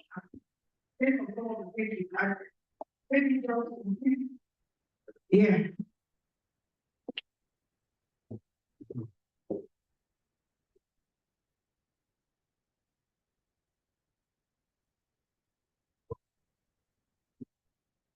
From what we have some people who want to address us at this meeting. This is why we are here is for us to have a kind of sense of purpose as we move ahead of the program and Dubai. So, but I think the most important thing here is to see what we can do. To move ahead so that we present the United Body. What different representation were made here? The first one of trending Nigerian society organization engagement, global making policy. Because whatever we are trying to do here, we are just building on what has been done during the previous meeting. So we have some of the points that were really there. Let me just bring some of them to you so that you guys don't have to go ahead. If I invite Happy talk about the need for civil society to come together, and really try and improve on their skills, for negotiation, because most of the things that will be discussed by the level of God, we need the kind of capacity to follow through. It's a high level meeting where we need to share your knowledge. We're not just going there to start talking to people. I mean, you must understand where you're coming from, and you need skills, to be able to interact and relate with people at that level. Participation in advocacy and campaign is also very important. We also talk about project. At that level that we will have to gather, and protest on terms of issues. So after that, the goal of CSOs private legislation, Mr. Solomon spoke to us from NCA, and the bigger the consequences of NGO. There are sometimes there are consequences that we have now, we can even expand it. And it told us that the bigger those consequences, the better and more cohesive and both will be our ability to come together as a group to influence and able to go and able to negotiate. So we will bear this in mind. And as the work done of society, as we are moving ahead, okay, for instance, from Nigeria, we share ourselves as representing this country. So we will address the way to follow with our knowledge so that we can influence our discussion there with other people. So Mr. Tenere talk about media engagement and coordination at COP meeting. And most of the things it discussed actually will be very useful for civil society. And he made it very clear to us that look, our media events, even though those events will be free, but again we need to follow through. There are some rules you need to follow. For instance, you need to let people know that you have a media event 24 hours before. So look just think that because it is free, that program also will be so those that organize themselves properly are the ones that are likely going to benefit from what will happen there. So you get your event known to people, let them know that you are having these events, follow the rules so at the end of the day. And it's talk about the digital platform. Digital platform make it people now possible for some of us to share our event without being there physically. So we take advantage of some of these things. And I think the most important thing related to me has to do with the civil society campaign focus on COP28. Disseminating through tweets and postal messages. And they talk about 4 areas that they're already working on. Loss and damage fund, global stock take, global rule on adaptation and finance, agriculture and food system, energy transition, and renewable energy. So, but what is the important of the things that have been done on tweets and postal messages? He encouraged us to also look at how we can start thinking about messages now that we have developed an answer of this thing. So that when we go there, we are not just going to be listening to people, we can also participate by getting suggestions. And I think that also go along with what the other people do. One of the things is telling us that we can start communicating from our mind. How do we pass our messages across? One thing about message is that you don't want to bother people with full learning, words, and just reduce them, particularly when you are doing a full speech, and doing postal messages. There's a way you codify some of these things to let them carry the meaning that much. So some of the points we have noted, because there are no things we will do with it. We are going to be releasing the community on this after what we have discussed and ensure that we get the community tonight possible to hold so that we can determine the amount of them in the media. Then again, the report at the all the things that we have discussed here, so that some of us can read it even before we go. So maybe Sunday evening, that was also be ready. These are the two things that will come out from what I'm trying to do. So that is all and all for now. So, but if you have more to come or suggest, I think go ahead. Thank you very much. I think it's just giving us the summary of both the journey here and what it is to I need what we are going to call and we are still going to recognize it. Two, we are going to roll out our campaigns. Please, we need you to help us amplify our campaigns on your handles. If you cannot put it on your handle, you can retweet us. Do you understand? You can like us. Very important as you are here. Please go to our handles, go to Center for C21_org. Is Nigeria CSOs COP28. Please follow that hashtag. Help us. We have graphics. I don't know what is happening because we were supposed to have rolled out some of our graphics today, especially we discussed it again. Please, can we roll out some, especially on loss and damage today? Let people go online and retweet. Take the graphics also, put it on your handles, and work with us. As we get to COP, they are going to be mobilizing offline and online. Offline, those of us who are in COP, we will meet with ourselves there. We will discuss the emerging issues from the negotiation so that we will know what action to take. So that if we need to take an action and make noise and let the whole world know what is happening, we will do it right there. Watch out for Twitter space. In almost every 2 or 3 days, we will bring our civil society who are on ground to share experience of Twitter space in the evenings. We are going to work with Planning Wednesday to do this. We will have 1 or 2 Twitter space or 3 before we meet, so that we will share lessons that people have learned. People can share their experience, what they have been doing there, isn't it? So those of you who are not there, so that you will know what is happening. And especially on the global day of action, we will be there, on ground, going with them, sharing pictures, sharing the information and the placards that people are carrying. We also want to have our own stand also as Nigerian CSOs there. So these are different things we are going to actually organizing and amplifying. We will also be at the press center. Mr. Simone talked about the press center. We will organize different press interviews for civil society in that center, so that people can share to the world what they are doing. It's a massive press center there. All of them, what is this big Al Jazeera, no media under the sun at Monday. You will have amazed and be shocked. And you're always looking for who interview. And from there, Nigerian media are going to be there. So AIT is always there.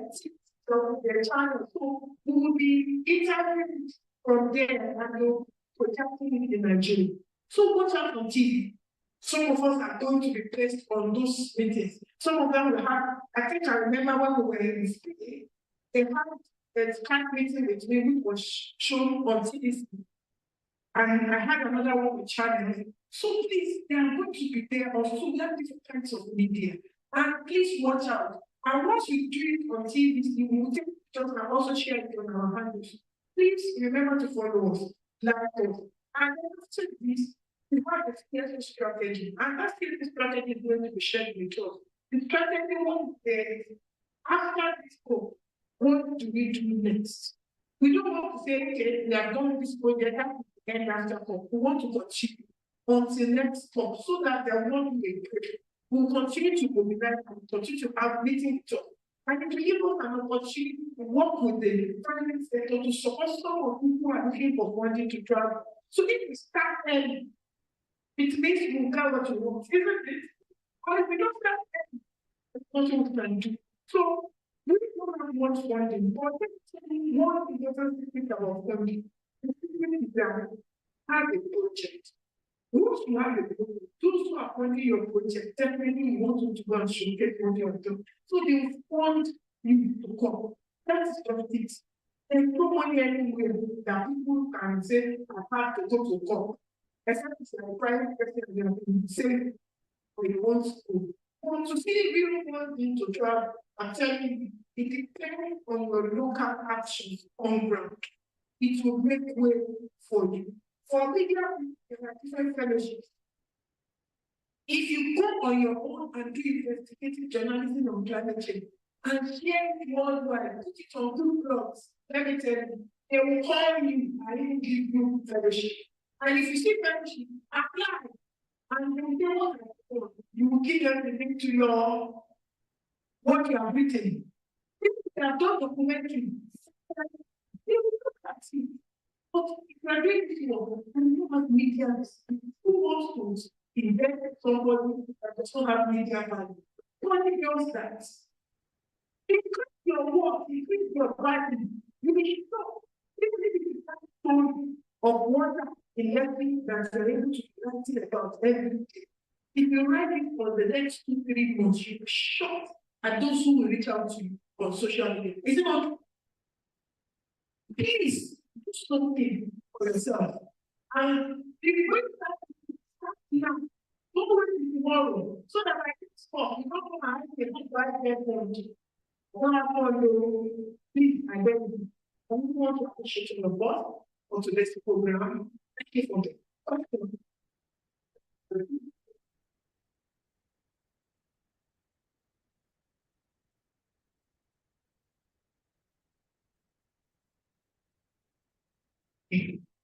sorry, if you are not a member of the COP28 WhatsApp group, please raise up your hands.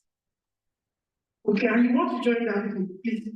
Just go and meet Grammy at the back. Give her your number so that she can add you to the group. So that you know what we are sharing very well. If it's already hitting up, everybody is sharing their information and everything. People actually hear, so people are even telling us where there is cheap accommodation that people can stay in case need accommodation. And there are other things that are happening. I see some people are exchanging values for tickets. It is there. Some people have tickets, some don't have bags. Some people have bags, they don't have tickets. How do we sort it out?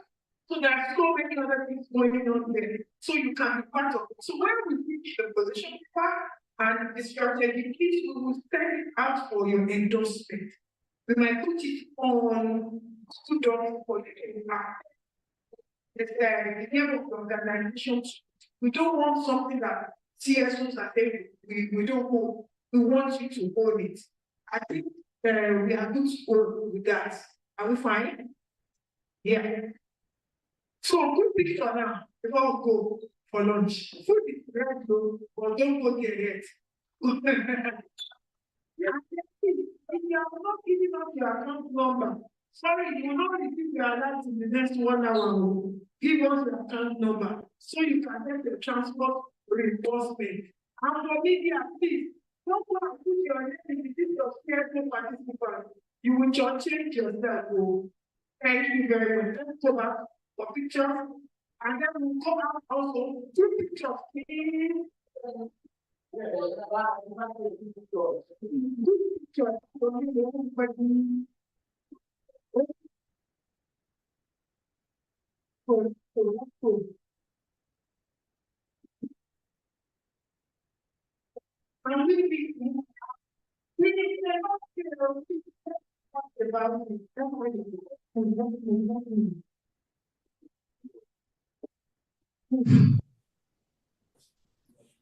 This is not time to discuss. So now you came late, you are still disturbing us. What is this? Hello, online participants. You can also turn on your cameras for pictures. Yeah, please.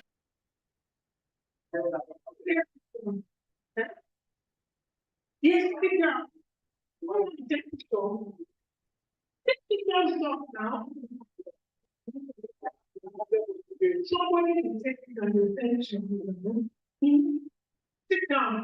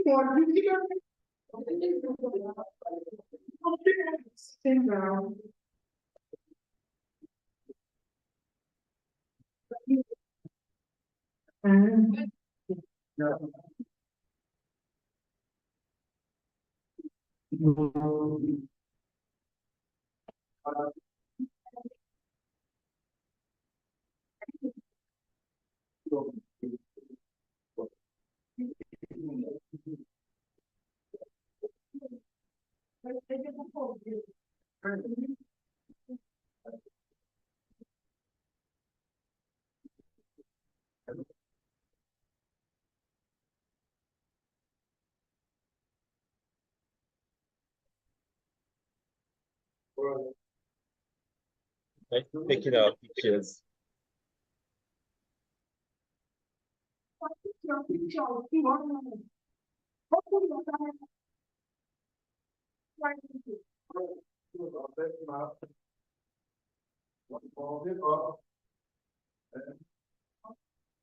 do we want?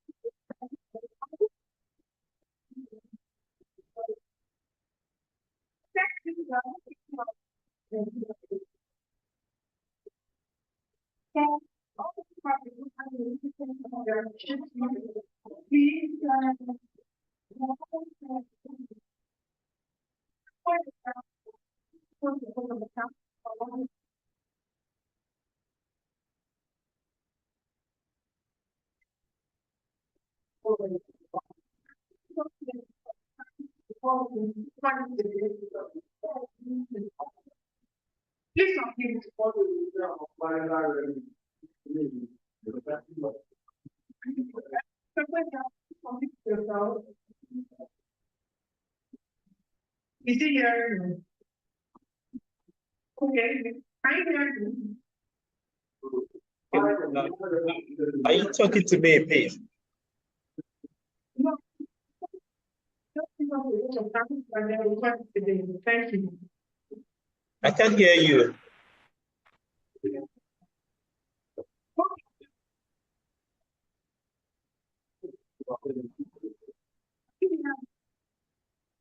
You okay, that's all. What's happening? You can't hear me. Oh, no, he cannot hear me. Okay. He's not hearing back.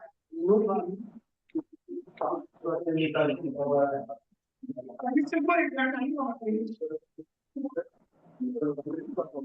unmute yourself. Okay, I'm here. I heard that. What would you want me to do? What are you?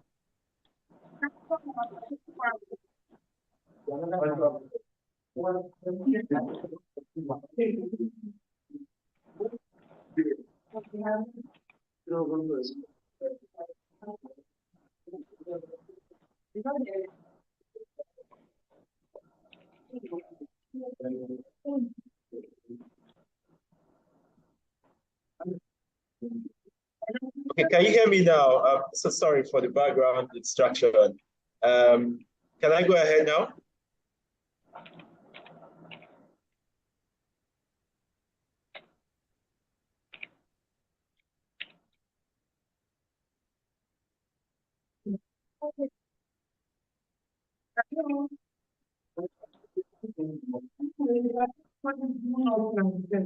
People are here. So, Mr. Quinn, I'll see you. Thank you for everybody. Oh, thank you. Please lunch is served. Let's go for lunch. Thank you.